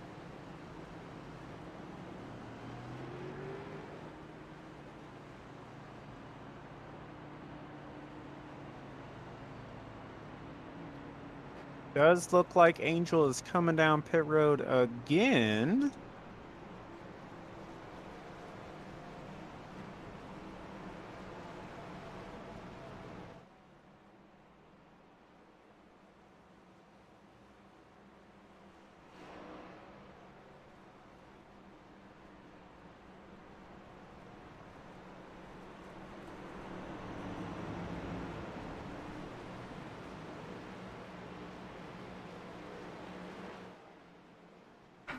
You know, this Matty Moniak's strategy is actually really interesting because he's about 22. Actually, this one's 22 laps. This will be interesting. Yeah, I mean, I will say this about his strategy. I literally tried to pull this strategy Friday in a league race. Did not work out in my favor, mainly because that race was green way too long. If it stays green, it may help him. If a caution comes out, I don't think it's going to help him as much as what he wants it to.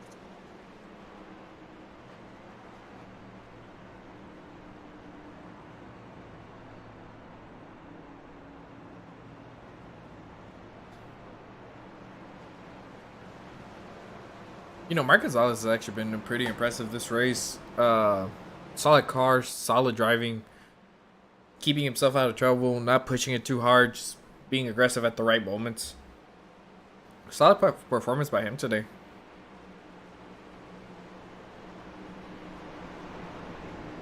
Yep. I fully get that. Does look like Angel's having some computer issues when he's in a Discord chat, so probably along with the server issue, that seems like what we're having.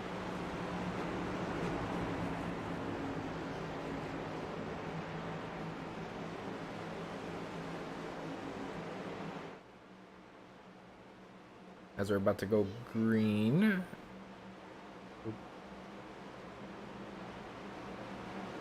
Both of our picks are still in. They are.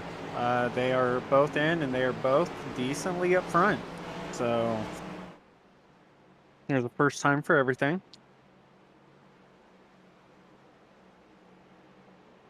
Downside, my sleeper is not. Green flag is out. Oh! Matty spun the tire. Caution right back out. I was waiting for something like that to happen. Oh, what is show? Why is it on Steven? No, I need Matty. Let's see here. Actually, is it the fact that he got spun the tire? Or is it the fact that he got bumped? I don't know. I think it was a combination of the both. Yeah, that's kind of...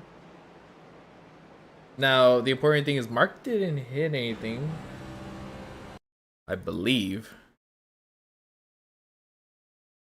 Let's go to the 91.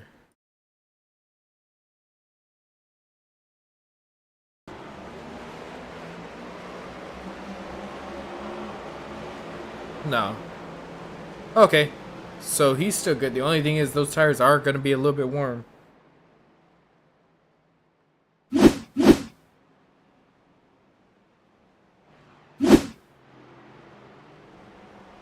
I will say, even though he did get into him a little bit, you know, he did go for that spin.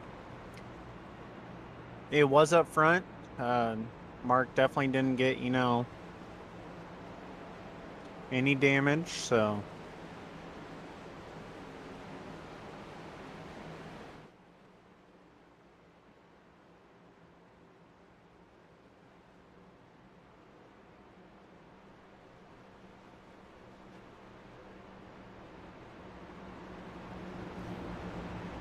Luckily, all damage involved in that was, I'm assuming, pretty minor. Yeah, I mean, they definitely weren't going very fast, so.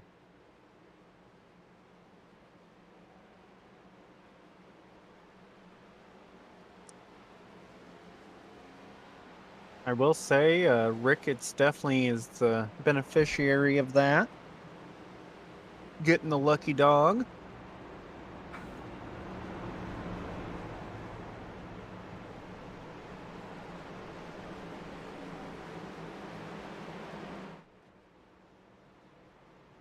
So since we're under this caution, do you think we should bring up Matty and ask him about his strategy?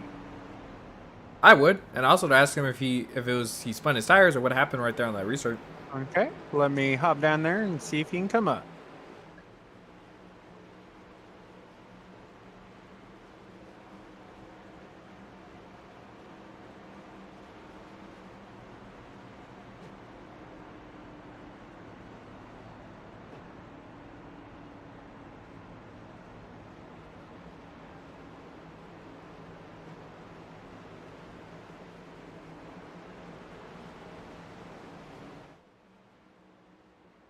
So I have found Mr. Matty.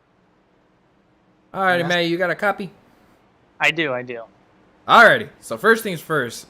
What happened on that restart? Was it the bump, or did you spin your tires?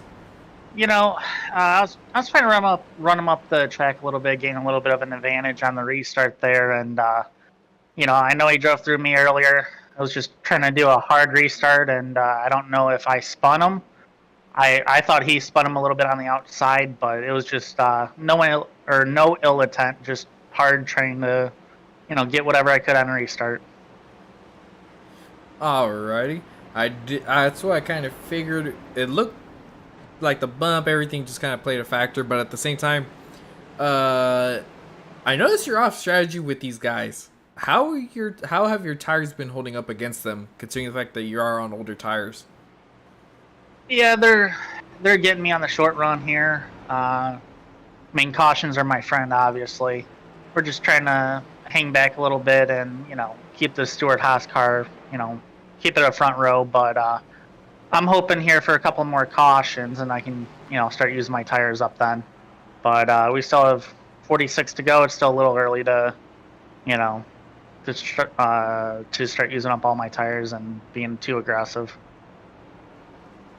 Yeah, that's a very good point. Having that limited tire set calls for strategy, game planning. I do see that the pace car's lights are out, so I'll go ahead and let you get back to your team and get ready for this restart. Good deal. Thank you, sir.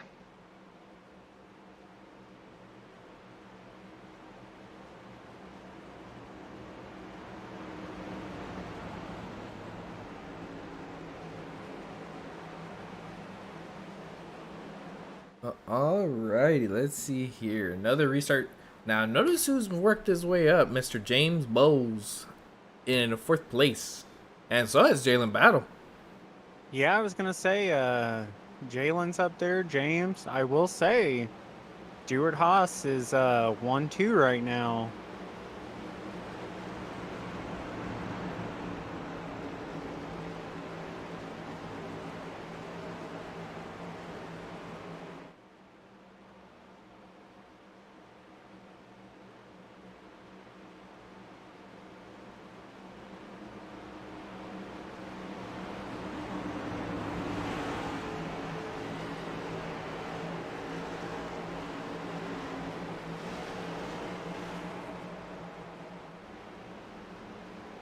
As we're getting ready to go green.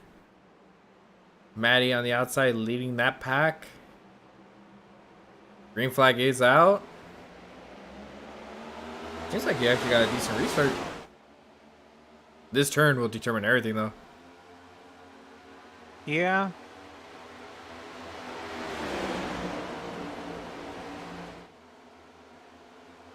Actually able to hold it, though.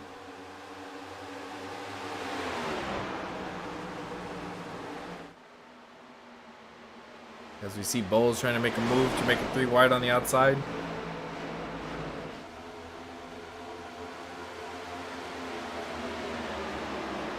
I I mean, Matty is definitely playing it free, or playing it super smart.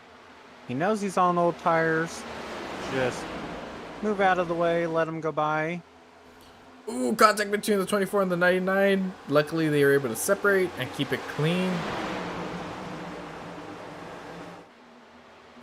Josh to the lead.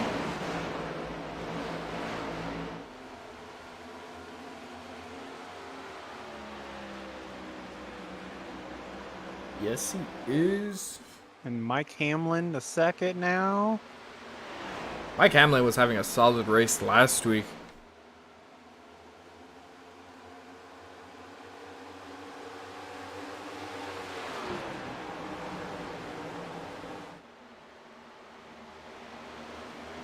Like There's Lothian a in the hornet's nest around 15th, though. Oh, that there is.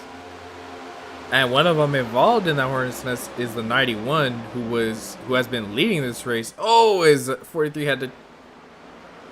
Oh, 91, hold on to 91. Oh, Looks like Angel got involved in that as well.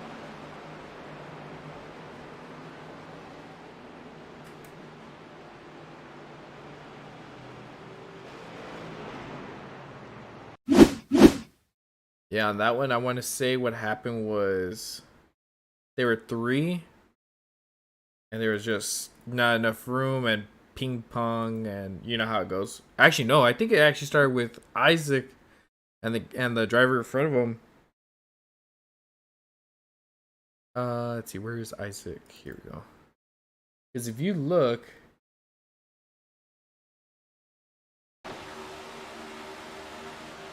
Isaac checks up, 91 gets into him because of the checkup, and then after that gets it up, gets into the 66, and he just gets bounced around and gets. Yeah, that's what I was about to say. Now the 42 and the 78, innocent victims in that one that got caught up. Doesn't look like Angel took too much damage. Mark, unfortunately, looks like he has a meatball flag right now.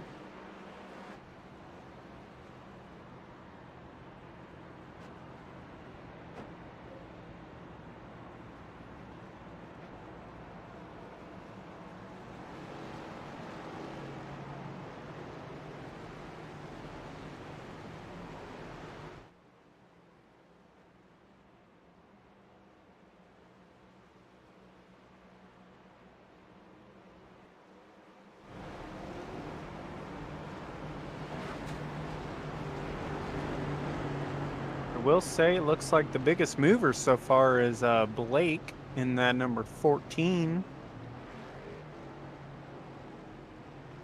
He's up 34 spots for the night.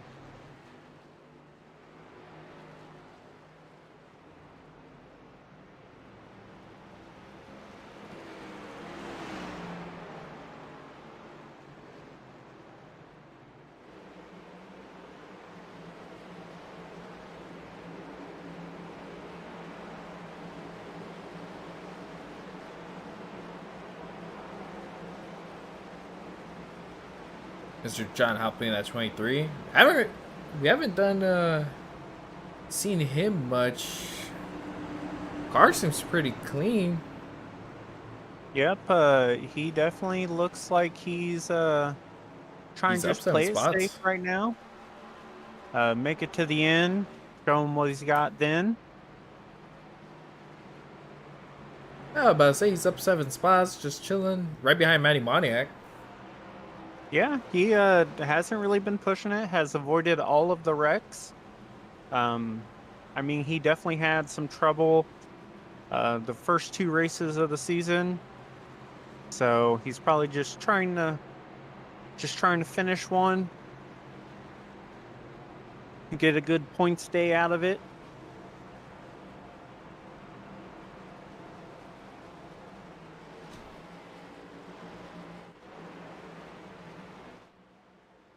Yeah, back to the front.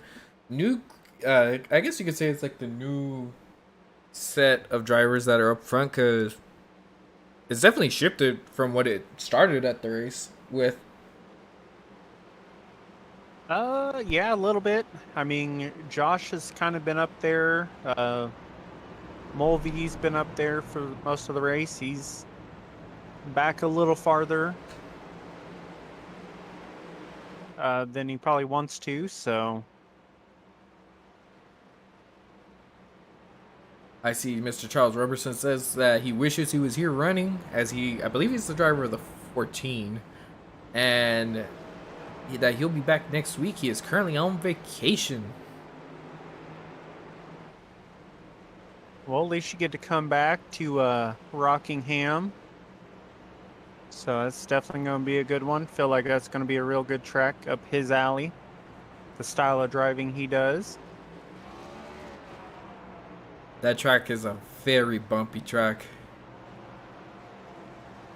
It is, but hands down is the funnest track. I can't lie with you, it is. The officials were just there not too long ago too, and it was interesting to say the least.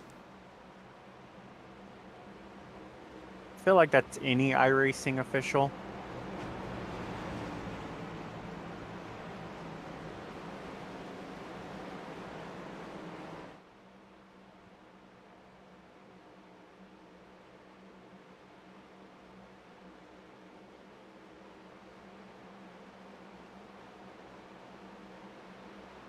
You know, before they go green here, definitely kind of want to see everyone that's, watching, plus you, what is your favorite soda to drink, if you drink soda?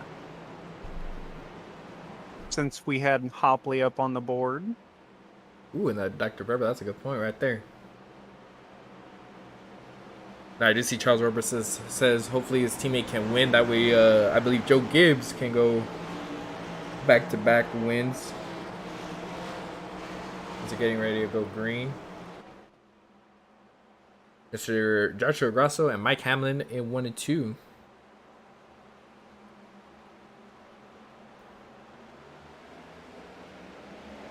Green flag is out. Looks like the inside line got a really good restart. Ooh, Jalen Battle taking it 3 wide on the inside. Ah, Mr. Charles Roberson, that is correct. It was the 14 that you drove last season.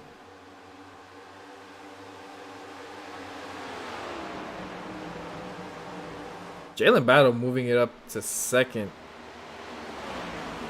That was a really good move. Ooh, it's a 99 and... Oh, there's a wreck.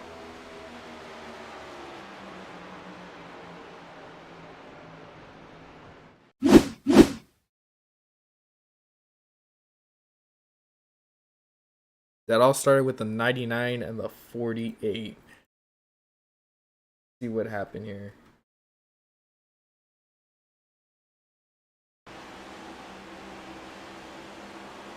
Yeah, there was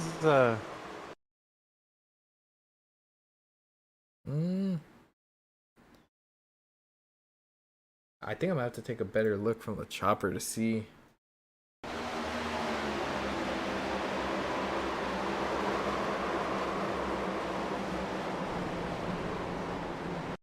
I think what kind of looks like the 48 maybe did a little wiggle and went up into the 99, while the 99 came down like a smidge. Actually, no, I think I'm gonna put that on the 48. Yeah, that's kind of what I'm thinking. 79 has been involved quite a few wrecks today.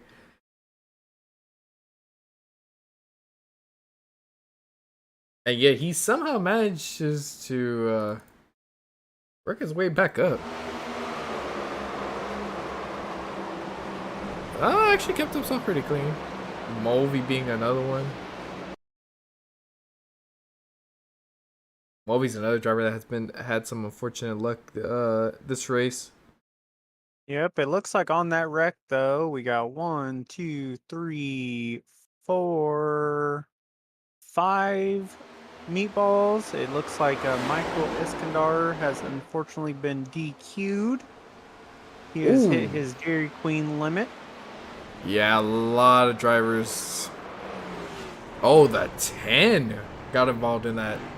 Yep, I did see that.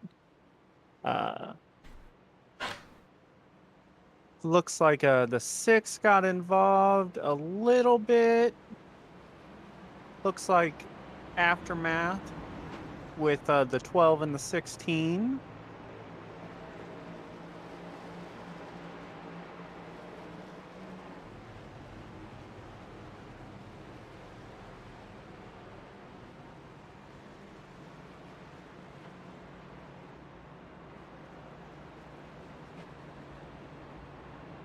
I will say, your pick squeezed by.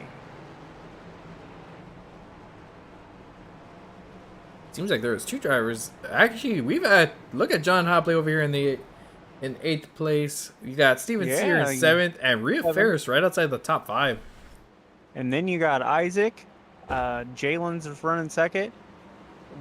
Guy we have not talked about. Setting 3rd. Karlos Durán Marquez.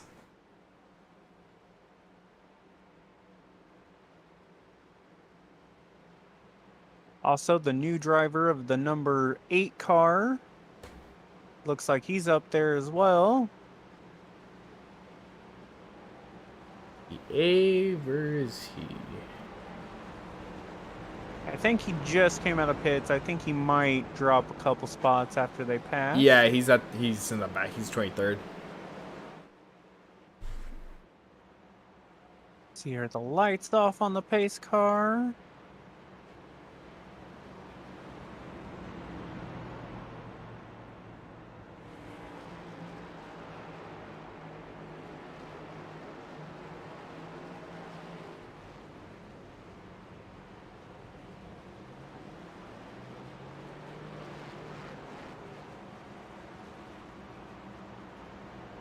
Now, there's 32 laps left.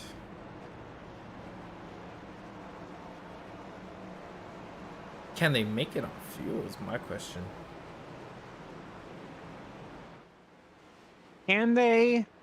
Probably. Do they want to? No. If I was them, definitely want a caution to come out. Main reason being, come in, get those tires.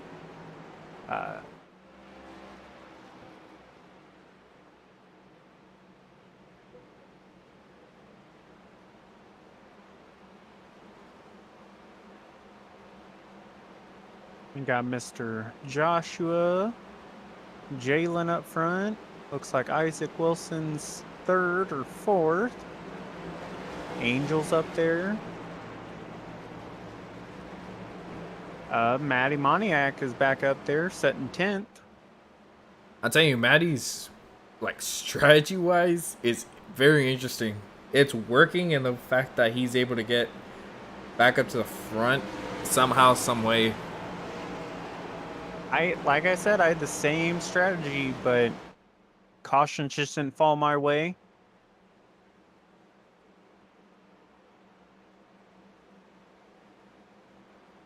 It's like another green flag. Green flag is out.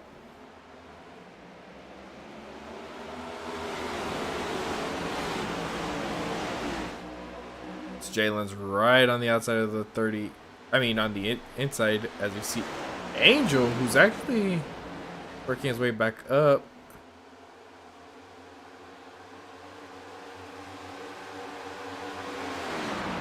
If you really listen, they even sound like hornet's nest, like a hornet's nest. Yeah.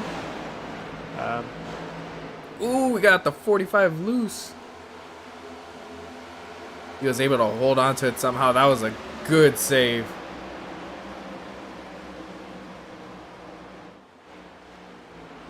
Don't look now. Rhea running 4th.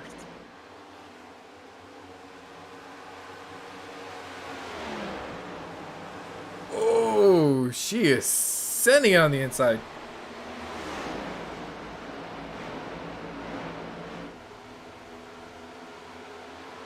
Yeah, but I mean it's working.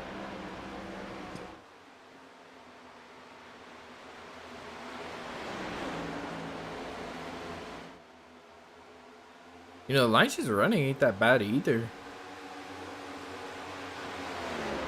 No. Definitely a real good line. I would think in not want to be three- the 19 or 22 right now.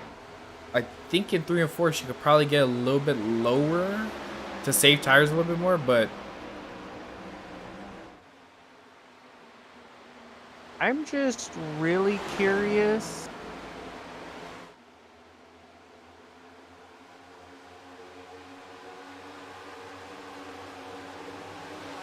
I was gonna say something. I have some chat on, so that was entertaining. Yeah, I mean, I feel like if she can get clean air, I feel like Rhea might have something for the front. I am curious to see who has that extra set of tires.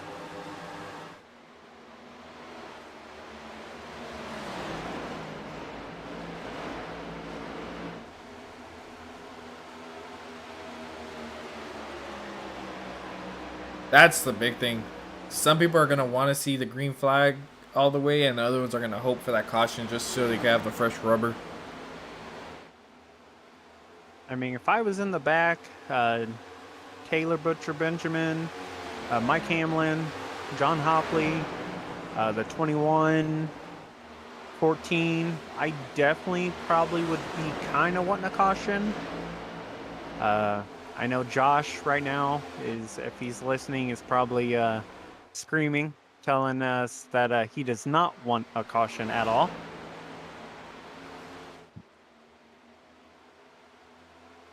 I will say, Angel's catching Jalen.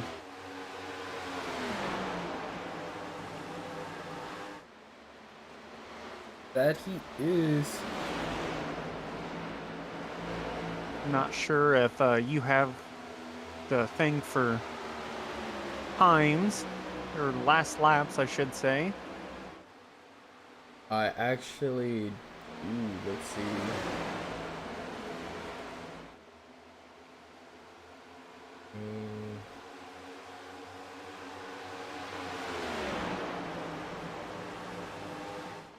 Let's see. We'll take a look right here.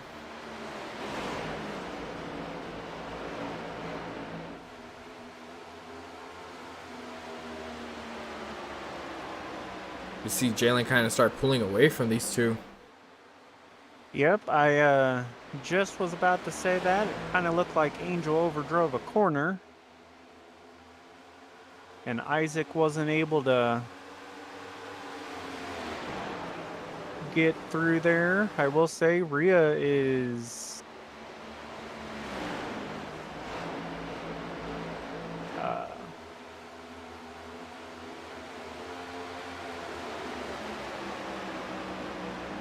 55 threw me off for a moment.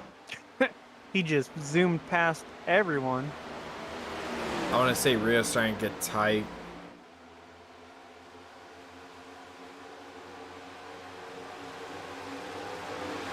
Yeah, I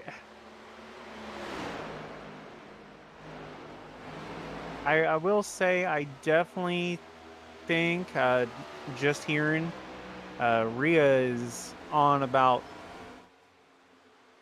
25 lap old tires.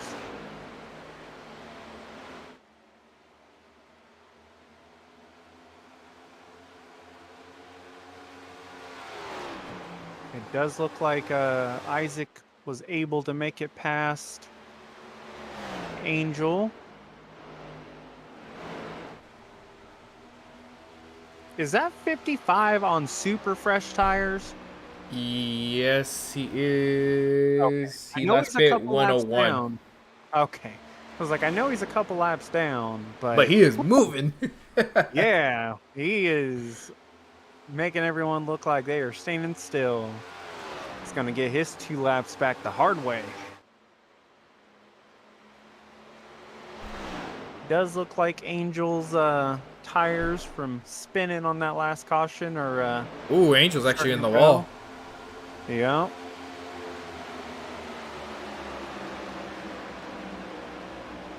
So is DB Cooper. Stream, I apologize. I believe we cut out for a quick second. There was an OBS issue.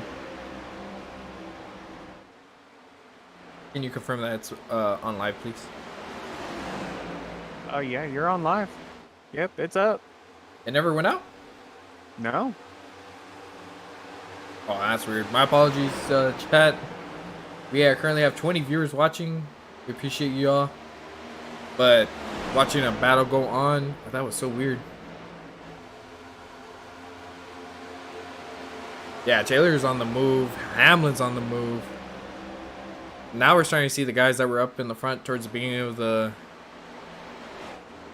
race. Man, I got tricked by that 55 as well. I was like, man, he caught the Jalen quick.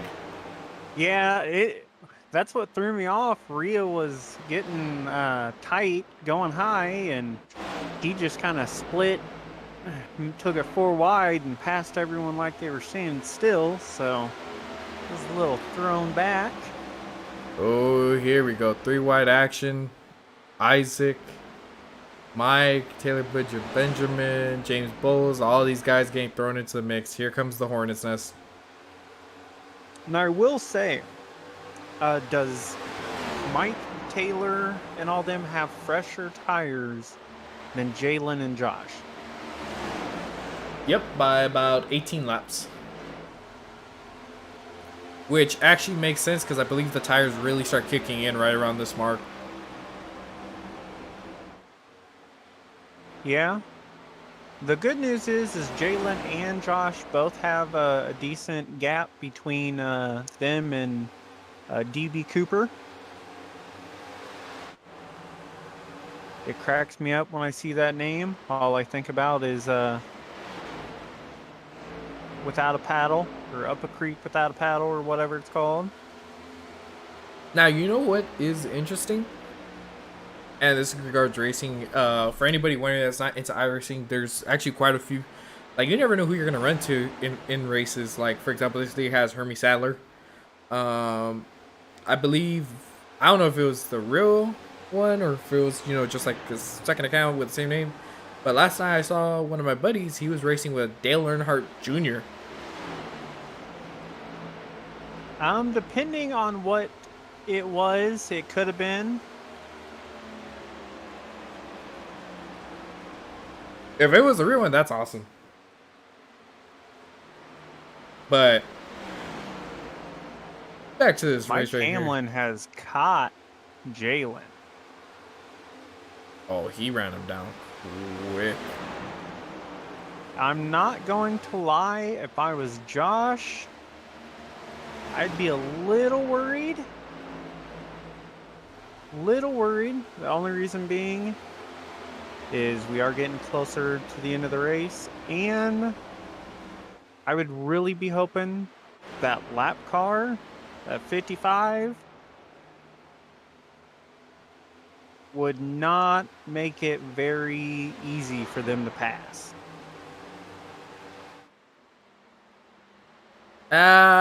Yes, I agree with you on that, but I feel like the tires are kind of worn to the point where these guys should be able to get around them. Yeah, this is very, very true.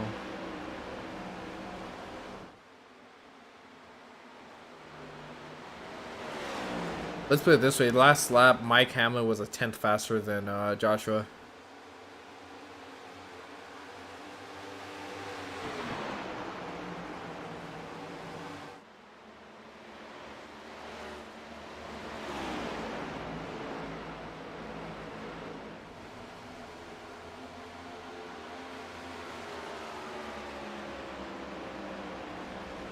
Right there, he was actually 2/10 faster. I will say he is faster, but he's not catching him like I thought he would. So either that fresh air is really helping Josh out right now, or Mike is struggling a little bit more since he did have to battle through all them cars. Let's see here. That lap, it was almost dead even. Josh was actually faster.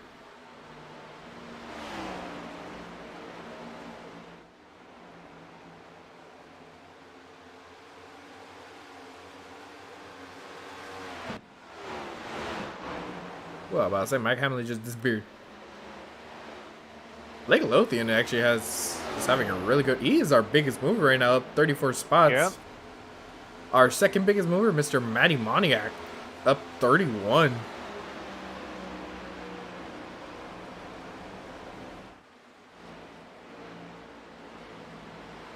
Yep, honestly, it would almost be Mike Hamlin if Mr. Blake and Matty wasn't up there. Well, one thing I am noticing, another driver that kind of worked his way back up is Mr. Mark Gonzalez. Yeah, that I did see. Same thing with Justin as well.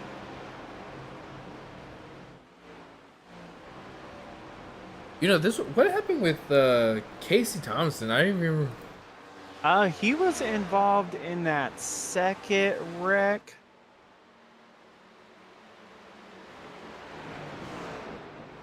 Oh, they're pitting. Ooh, Josh is pitting.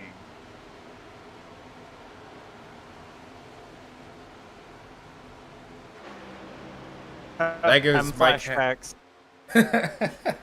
That's giving Mike Hamlin the lead.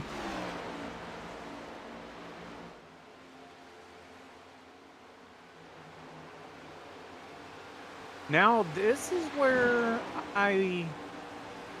so if a caution would happen to come out after Josh gets back out there and he doesn't lose any spots as being a lap down, would it benefit him? I would believe Jalen probably would have done the same move. Rhea Ferris Rhea needed to. Oh, caution is out now. Rhea might have just gotten the best caution she could have gotten. Same for Angel, same for all these people. Or are they all lapped down? Rhea is a lap down. You know who that just helped out? Jalen and Josh are the two that have helped out the most. Because Jalen just went a lap down. Josh as well.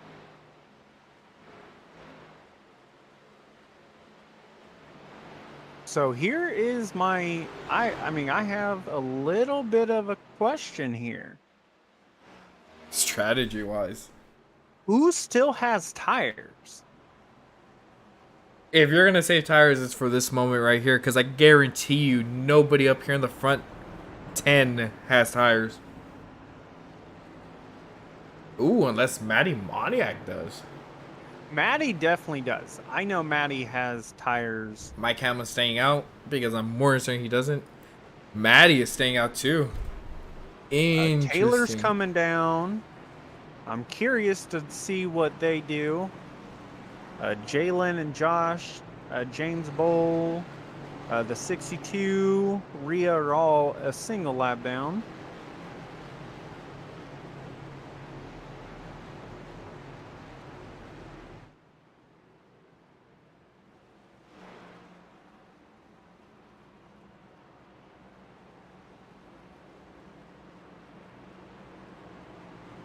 It did look like Mr. DB Cooper has had some tires. Same with Taylor.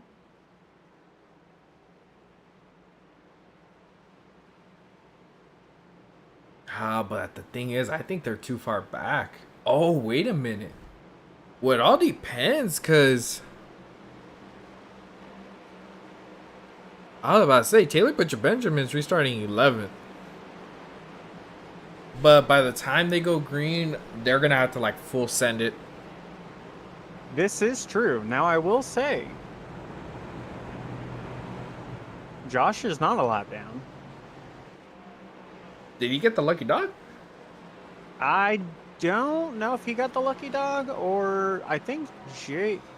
Yes, he actually did. So It's that good means and bad for where- the. Ooh. It's good, but then man, that puts Jalen in a little hole if he doesn't get the lucky dog. Mr. Charles Roberson saying that Mike should have enough gas if he just stays behind the pace car and holds the clutch in. Man, they really were cutting it close on fuel. Yeah, Josh definitely pulled a me. uh Unfortunately, it does look like Jalen is not the lucky dog. I believe if another caution comes out. Wait, how many green white checkers do they have? 3. So Jalen's hoping for a caution. Oh, hands down, Jalen is. Josh is restarting 18th.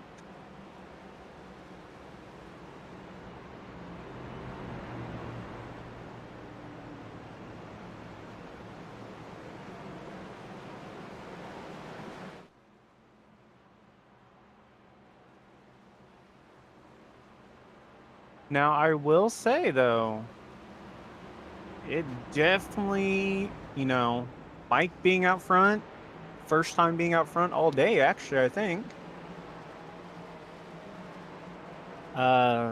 Maddie,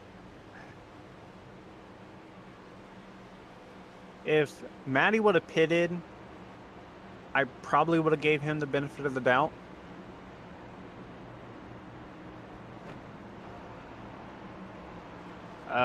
Derek Cook setting 5th right now.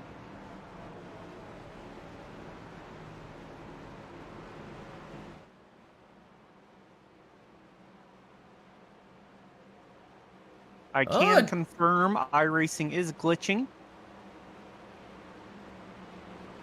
Derek Cook is actually having a really good season. That he is.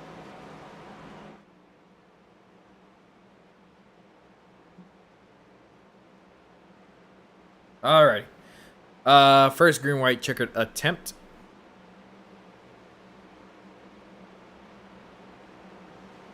I will say Johnny Cashel setting 10th. He could be one to watch. I am going to say that DB Cooper definitely going to be super aggressive. Oh, hands down for sure. He just seems like a aggressive driver. I feel like Maddie's going to have like a really good restart. Yeah. But Alright. First green white checkered attempt. Let's see what happens here.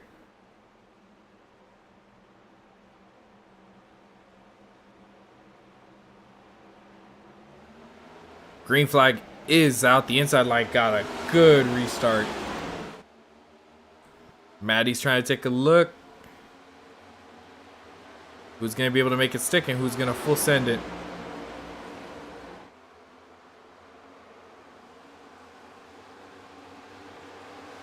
Taylor Butch yellow is out.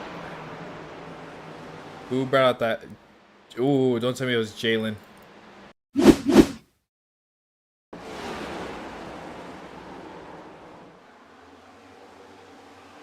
Oh, he had gotten through it, but got into the 0-0. That was a big wreck, by the way.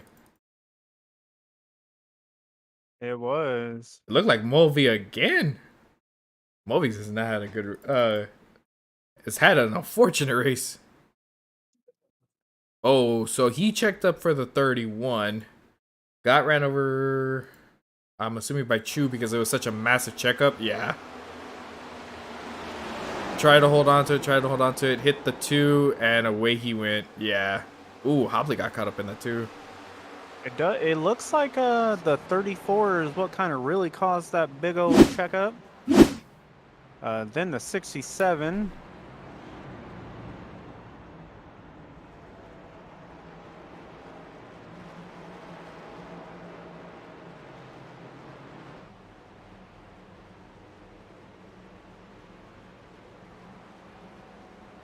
7 people with meatballs right now.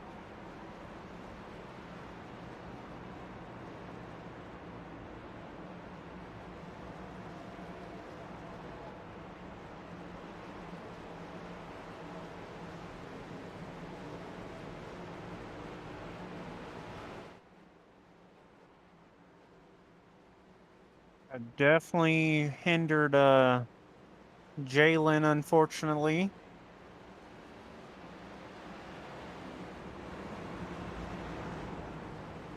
Yeah, and the worst part about that is Jalen will get the lucky dog. Yep, they just gave to James Bowles, so the 48 is back on the lead lap.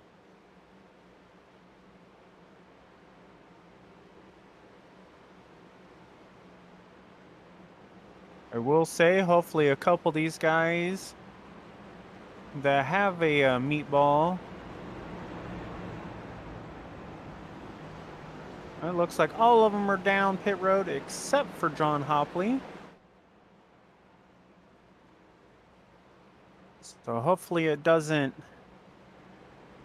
disconnect them or it have more damage than what he thinks.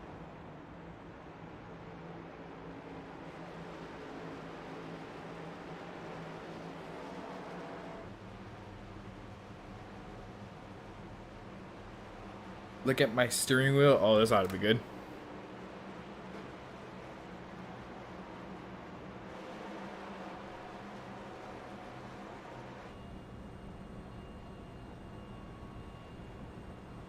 That, my friend, is pointing to the right.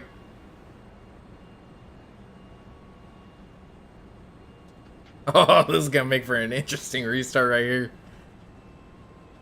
That looks like a winning steering wheel to me, man. The difference. Look at Mike Hamlin.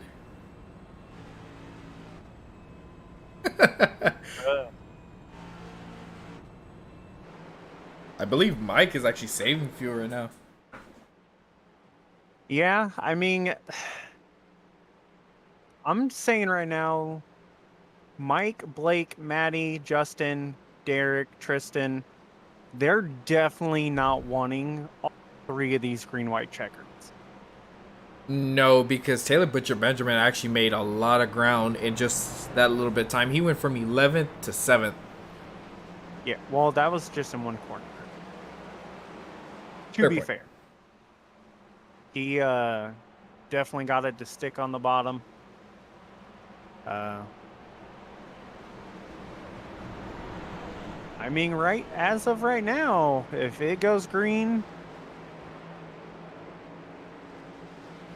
I think Mike's gonna get it, or Blake, one of those two. But if cautions keep coming out, I feel like Taylor. I feel like Taylor would be your go-to. Taylor was my pick, right? Taylor was your pick, yep. My pick was Josh, which set 19th. It looks like he wants to get up there, but he doesn't want to push it. So, Well, another driver that's having a really good race is Derek Cook. He's so quiet. I love how Derek Cook runs. Very clean, very quiet. Ain't gonna win, a lot of races. May be able to squeak one in there every now and then. Nothing against his driving. Just he stays out of trouble. He drives smart. He knows when to save. And he's always up in the top 10 as long as he doesn't have an issue. He could be a sleeper pick for this. If he gets a good start and something happens up front, he could maybe sneak in a top 3.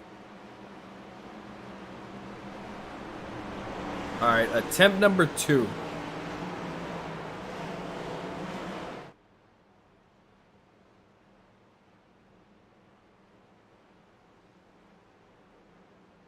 Coming to the green flag. Mike Hamlin on the inside. Blake Lothian on the outside. Green flag is out. And we are going. Ooh, a lot of checkups I'm seeing. Ooh, the 14 got a really good restart. You can definitely tell the steering is messing with Mr. Mark. Ooh, the 19 got a little tight. Puts the 14 to the wall. Caution's out. Oh, Moniak had a monster run. Oh, they're still wrecking. This started with the 10. I think that was a massive wreck. That looked like, yep, Mark hit the wall, kind of came down, and fortunately collected the 17. I think Jason Ricketts just got DQ'd. No, that would have been John Hopley. Oh, yep, Ricketts did too. What's it called? 66 started that by getting into the 10. Actually, and yeah, that got Hopley and all of them. What happened in front of him? So who else got involved in that? Because it was quite There's a lot of people with meatballs. Ricketts DQ'd. Hopley, unfortunately, the meatball got him. Does look like Brian Chu has the meatball as well. So that's an unfortunate The 45. turn of 45 got involved in that. Where's the 45? Dave Seats. Let's see what happened with him.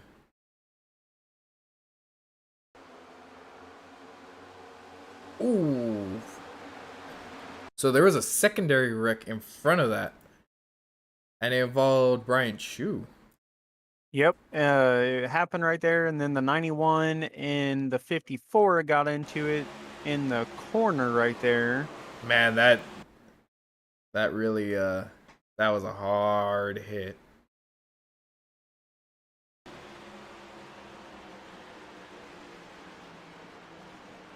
Oh. What happened here? I don't think the 54 went up and doored the 91.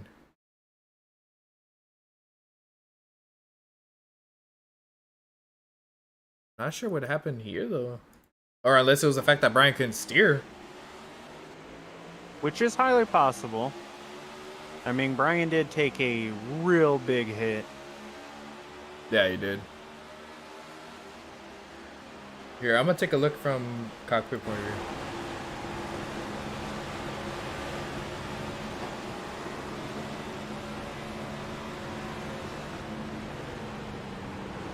Oh, okay, yeah. Yeah. So looking from it, not quite sure what happened. I think it was still green, but Brian was struggling, apparently. Yeah, I mean, we're coming down to our final one.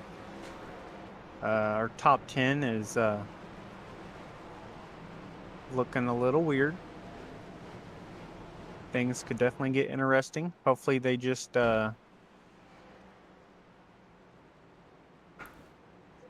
Well, of here's the keep it thing. at least for one lap. So Mike Hamlin got tight. It forced Blake up into the wall, and he actually smacked the wall.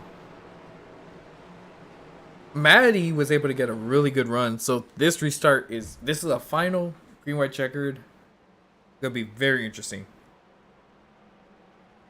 Honestly, I hope it goes green. Hope they finish it under green. I hope so too.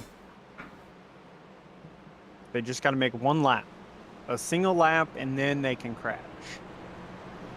I mean, that's kind of how I tell guys in a couple other leagues, and By just the way, make it. we have 21 people currently watching us. Shout out to everybody. Mark Gonzalez says that Brian didn't break, which, I mean, we did see. And the 66 is a moving hazard, is what we're being told. Yeah, Mr. Ricketts over here saying moving hazard. I will say that car normally is a JJ Yaley car, right? Or is that the Timmy Hill one? I can't remember.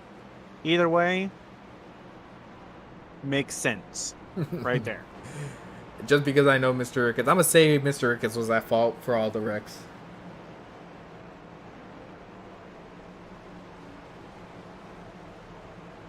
But nah, seriously, I really hope these guys can, because I think the top 3 battle is gonna be good.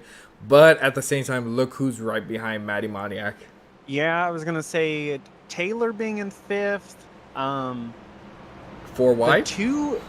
the two that I'm really curious on is how hard. I know the 31. I know DB Cooper is gonna push it. I know how he drives. Him setting in 10th, he's on the same strategy as what Taylor is. Josh right behind him in 11th. These guys being on older tires. I don't know. It's definitely going to come out to, kind of how aggressive the 14 and the 19 are. They're very, very good drivers, though. So, Well, here's the thing. Moniak's gonna have the advantage on the inside with the 14 because they're gonna get that like start since there is no restart zone, so it's gonna be on green. Or is it on leader? No, it's on green. it's on green, but you got to remember you cannot pass till the start finish line. Green flag is out. Final green white checker on the way. And we see Maddie side by side with the 19.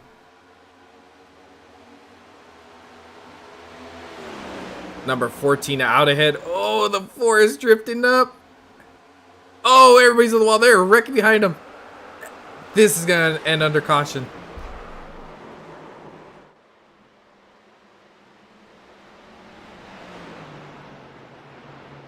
That was a humongous wreck. Number 14 is going to win your race under caution. 22 finishing second.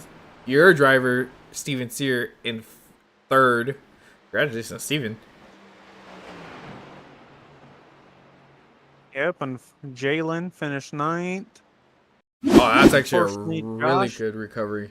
Yep. Josh ended up getting involved in that, unfortunately. Let's see what happened here. I know a lot of people smacked the wall. It looked like it all started with Maddie getting tight and coming up into the 19. Okay, so based on what I'm seeing right off the bat, I want to say... So they made contact, got stuck together. And I think as a reaction, like Hamlin being, thinking he's going to slam the outside wall, he kind of corrected, and the 14 just had a huge run. That he was there, got into him. I mean, the 41, correction. I was going to say, it was the 41, so he definitely got a... The 5 with the save. Man, that wreck DQ'd a lot. How did Josh get involved in this? Oh, he got caught up by the 41. Yep, Josh ended up... 66 getting involved. Let's see what it looked like from somebody's point of view from behind. Oh, perfect. I feel like Josh might have a good one.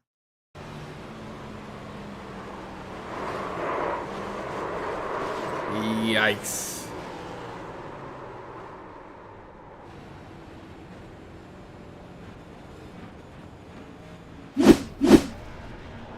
Blake Lothian, an actual Craftsman driver, has won this race.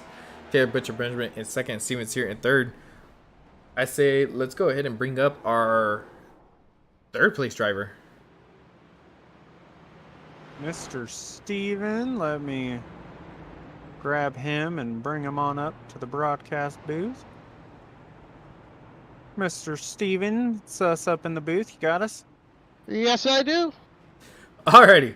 Well, first off, man, really nice, save to hold on to that car because you were sideways. Yeah, I don't know what was happening because all that stuff was happening in my mirror and to the side of me, and I guess this is one of those times to be better lucky than good, and what a crazy finish. I I was just hoping to hang on for a top 10, and here I am sitting with a podium here, so I'll take it. Yeah, man, it was a solid race. Now, on that last restart, were you expecting everybody just to full send and just you were basically hoping like I hope I'm either in front or so far back of this wreck that it doesn't get me caught up? Yeah, I mean, I was kind of expecting everyone to full send it. Yeah, and I just kind of hoping that the wreck would happen around me, and I kind of was around it in a way. So, but yeah, this is a real good finish. It was nice to get a podium here. So I Yeah, will man. say, you and another driver have the biggest move of the race of 25 spots. So yeah, that definitely is something to be proud of right there. yeah, I just kind of, like I said earlier in that interview, you guys pulled me up. I just wanted to bide my time and hope for the best, survive this race, and that I did. Were you hoping for a little bit of a cleaner race, or like what were you expecting coming into this race? I was kind of expecting a little bit cleaner, but there wasn't a whole lot of give and take in this one. But we didn't get that string of yellows. I did have enough fuel to make it the end, and I know there was probably a few guys that were short on fuel, and then all chaos ensued, and they were just kind of the gloves come off at that point, and you just gotta kind of muscle your way to try to finish these races here. Well, congratulations on your third place finish. Is there anybody you want to shout out? Yeah, Rhea for putting on the league. Friends and family for supporting me for doing this. I'd like to give a shout out to my girlfriend Katie. Thank you for supporting me, putting up with me doing this. But yeah, all the other admins that put on this help out throughout the week, and also you guys for showing the broadcast for everyone. Well, we greatly appreciate it. We'll go ahead and let you get back to your team and go celebrate your podium finish. 10-4, thank you. Alrighty. Next up, we got the 22 of Taylor Butcher Benjamin. Taylor, you got us up in the booth? Yeah, I got you guys. Alrighty, Taylor. Well, first off, really good race. I mean, once you were on your strategy, I kind of figured if there was a caution, you were going to be one of the guys that would be able to drive through the field and be able to have a solid finish. What was your mindset after you took your tires, and what were you expecting? Well, my mindset was hopefully we can keep it green, but a couple of those restarts obviously didn't go that great. But then on the third attempt, I felt restarting fifth that if they could just make it to the white, I would have had them. And I thought I might have been able to get them going into three, come to the white. But yeah, hated to see that caution. But still a really good recovery for the Pennzoil Mustang, having to come from the back after that one wreck. Can't remember when it was, down the back straight away. But well, I feel bad for Mike Hamlin though, because he had that race won if we didn't go overtime, and then he obviously got taken out. So I'm happy for myself, but at the same time, feel bad for a couple others, including Rhea. She also had to pit on the green, but she got a decent finish out of it. But overall, a good result, and hopefully next week, I don't remember where we're going, but wherever we're going, hopefully we can put it in victory lane. Rockingham.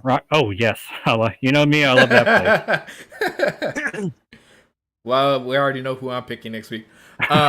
We'll see if you're gonna pick them again. Taylor. You might as well just get used to going to the back and then have to fight your way back up front. Yeah, well, I had to do that in the Xfinity race because of my internet. I had to start in the back and then got an early wreck again and only got to 13th because the time ran out because we kept having so many cautions. But that's not my ideal way to go about it. I'd rather just get to the front and not have anything go wrong. But that's iRacing for you. Yeah, that's one thing. You never know how the race is gonna be. Like this race, I was expecting a little bit cleaner, but a lot of drivers were getting tight, hitting the wall, and you know, the runs. I don't think drivers are expecting the runs entering the corner, checkups. Is that what you were seeing out there? I was seeing a lot as far as big runs off the corner and struggling getting off of turn 4. I had that issue as well. Once we got into a run, the right front just started to die off. So I actually was keeping it in fourth throughout the entire lap more often than not. Once we got like 5 or 6, 7 laps on the tires, and I felt that was helping me turn through the center better and get the run off. So a lot of different ways of going about it, but that's just how I did it. Very interesting there. Well, with that being said, it was a solid run. Is there anybody you want to shout out?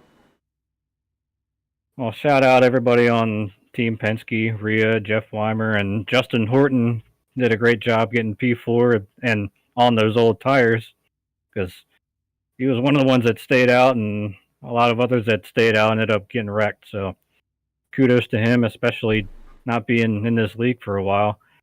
And of course, got a kudos to you guys in the booth for doing the job you do, as well as the fans watching. Well, we greatly appreciate it. We'll go ahead and let you celebrate your second place finish with your team, and we appreciate you talking with us. Yeah, thanks, guys. I'll see you next week. Alrighty, and finally we got race winner Blake Lothian in the 14. He was actually our biggest mover. He was up 37 spots. Oh, was he? Yes, sir. Yep, he was. Oh, see, there you go, Blake. So us up in the booth, you got us. Yes, I do. Alrighty. Well, you started 38th. You finished first. I mean, you had a solid race. Overall, what did you think of the racing? What was your strategy coming in, and how did it change throughout the race? Yeah, so my strategy coming in was just trying to make the race, because I got home and we were gridding, so I barely made this race in the first place. That's why I started so deep in the field. But my strategy was pretty much, we ran the truck race last night, and it was pretty much the same lane, same tires. So I just kind of had the same strategy coming in, pit at the end of the stage breaks, just try to set myself up for the end of the race as best as possible. But throughout the race, obviously, the strategy changes because of all the yellows and, not a ton of give and take out there all night. But I didn't do much either. But, at the end of the day, the Mahendras tractors, number 14 Ford Mustang is in victory lane, so definitely can't complain. Oh, for sure. Now, I know you had a little bit older tires than the 22. Were you keeping an eye on that rear view to see where he was on that last green-white checkered? Oh, of course I was. He used me up a little bit on the restart before, where I ended up taking the lead, and then the last one I really expected him to use me up a lot if he got to me. So I was fully expecting it. That last restart before there, I ended up actually hitting the wall to make sure I got the lead. So I definitely expected a Hail Mary move, and I wouldn't blame him. Alrighty. So with that being said, I know next week we head to Rockingham. What's kind of your mindset heading into there? Good track, bad track, or is it one of those like, man, I can't wait to get this done? I think it's a pretty good track. It has a lot of character, obviously, a lot of history at that place. Obviously, NASCAR doesn't really race there much, but the renovations are coming in as we speak. So who knows when NASCAR will be back. But I think it's a really, really nice track. I love the character, love the bumps about the track, love how it's so abrasive. It's hard on tires. So I'm thinking we're going to see a lot of tire strategy for the end of the race. But I really am looking forward to Rockingham. And one more thing about this race, I actually ran out of fuel doing the burnouts. That's how close I was on fuel at the end of this race. Actually, that's a good point, because I know a lot of people were talking about, I know Mike Hamlin was another one where one of his teammates was saying that he should be good if he clutches and everything like that. Interesting to see how close you all really were. But overall, great performance, solid finish, and we appreciate you talking to us. Is there anybody you want to shout out? Of course, I got to thank Matt for giving me the opportunity to race this car. How this was a last-second deal to hit me in the 500. Just reached out to me, asked me if I wanted to run, so I really appreciate that. We're looking for sponsors for the current Craftsman Truck Series season that I'm hoping to run part-time in this year for the Rayon Brothers Racing entry. So if anyone is interested, hit me up on either email, Instagram, Instagram's Blake_Lothian, same with Twitter.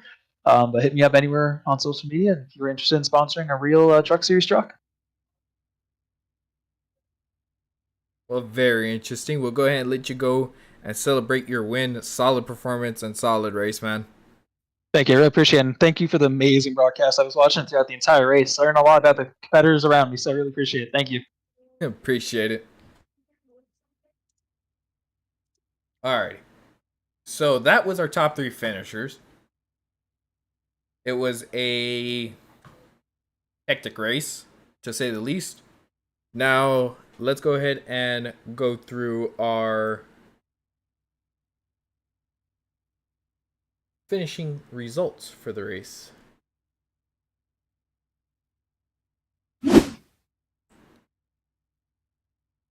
So, as we saw there, we had Blake Lothian in the 14 taking the dub, being the biggest mover, 37 spots up. In second place, we had Taylor Butcher Benjamin, who was able to recover from an early wreck and finish second. Steven Sear in the 5 having an excellent performance and finishing third. Justin Horton in the 21 finishing fourth. DB Cooper in the 31 finishing fifth. Derek D. Cook also having a solid performance, finishing sixth. Jordan DeGola in the 67 finishing seventh. Fernando Vinales in the 66 finishing 8th. Joshua Grasso in the 38 finishing 9th. Matty Moniak in the 4 finishing 10th. Jalen Battle in the 24 finishing 11th. Jonas Gunnarsson in the 10 finishing 12th. Mike Hamlin in the 19 finishing 13th. Dave Seats in the 45 finishing 14th. James Bowles in the 48 finishing 15th. Brian Chu in the 54 finishing 16th. Rhea Ferris in the 12 finishing 17th. Karlos Marquez in the 62 finishing 18th. Next up we got Tristan Rivers in the 41 finishing 19th. Johanny Osorio in the 8 finishing 20th. Brady Shue in the 99 finishing 21st. Mark Gonzalez in the 91 finishing 22nd. Chris Van Maastricht in the 17 finishing 23rd. Christian Delgado in the 79 finishing 24th. Jesus Juan Menendez in the 55 finishing 25th. Angel Hernandez in the 6 finishing 26th. Casey Thomason in the 3 finishing 27th. Johnny Castle in the 34 finishing 28th. Next up we got John Hopley in the 23, followed by Mr. Ricketts, Jason Ricketts in the 9, and then Joey Maines in that 42 machine. Jeff Weimer had a great race all race. Got kind of stuck down a little bit, finishing 32nd in that number 2 machine. Same with Damian Mulvey in that 51. Then we got Isaac Wilson in the 43 and 34th. I'm going to let you finish it off. Alrighty. So next up we got George Kovacic in the 20 finishing 35th. Dawson Wise in the 16 finishing 36th. Griffin Williams in the 13 finishing 37th. Michael Iskandar in the 1 finishing 38th. And finally we got Zachary Taylor in the 33 finishing 40th. Kiko Garcia in the 44 finishing 41st. Brian Treadwell in the 47 finishing 42nd. Ethan Wolf in the 77 finishing 43rd. Now, folks, that is concluding our broadcast for today. Next week we have another short track to look forward to. Gonna be very interesting. As for this track, wide track, fast speeds. We saw 3 wide, 4 wide. Everybody going all over the place. Could have been better racing, but overall, solid performances, an exciting finish. So shout out to these guys. Shout out to Rio for putting on the league. Shout out to Thomas here for being my broadcast buddy for the night. We appreciate everybody watching, and we'll go ahead and call it a night.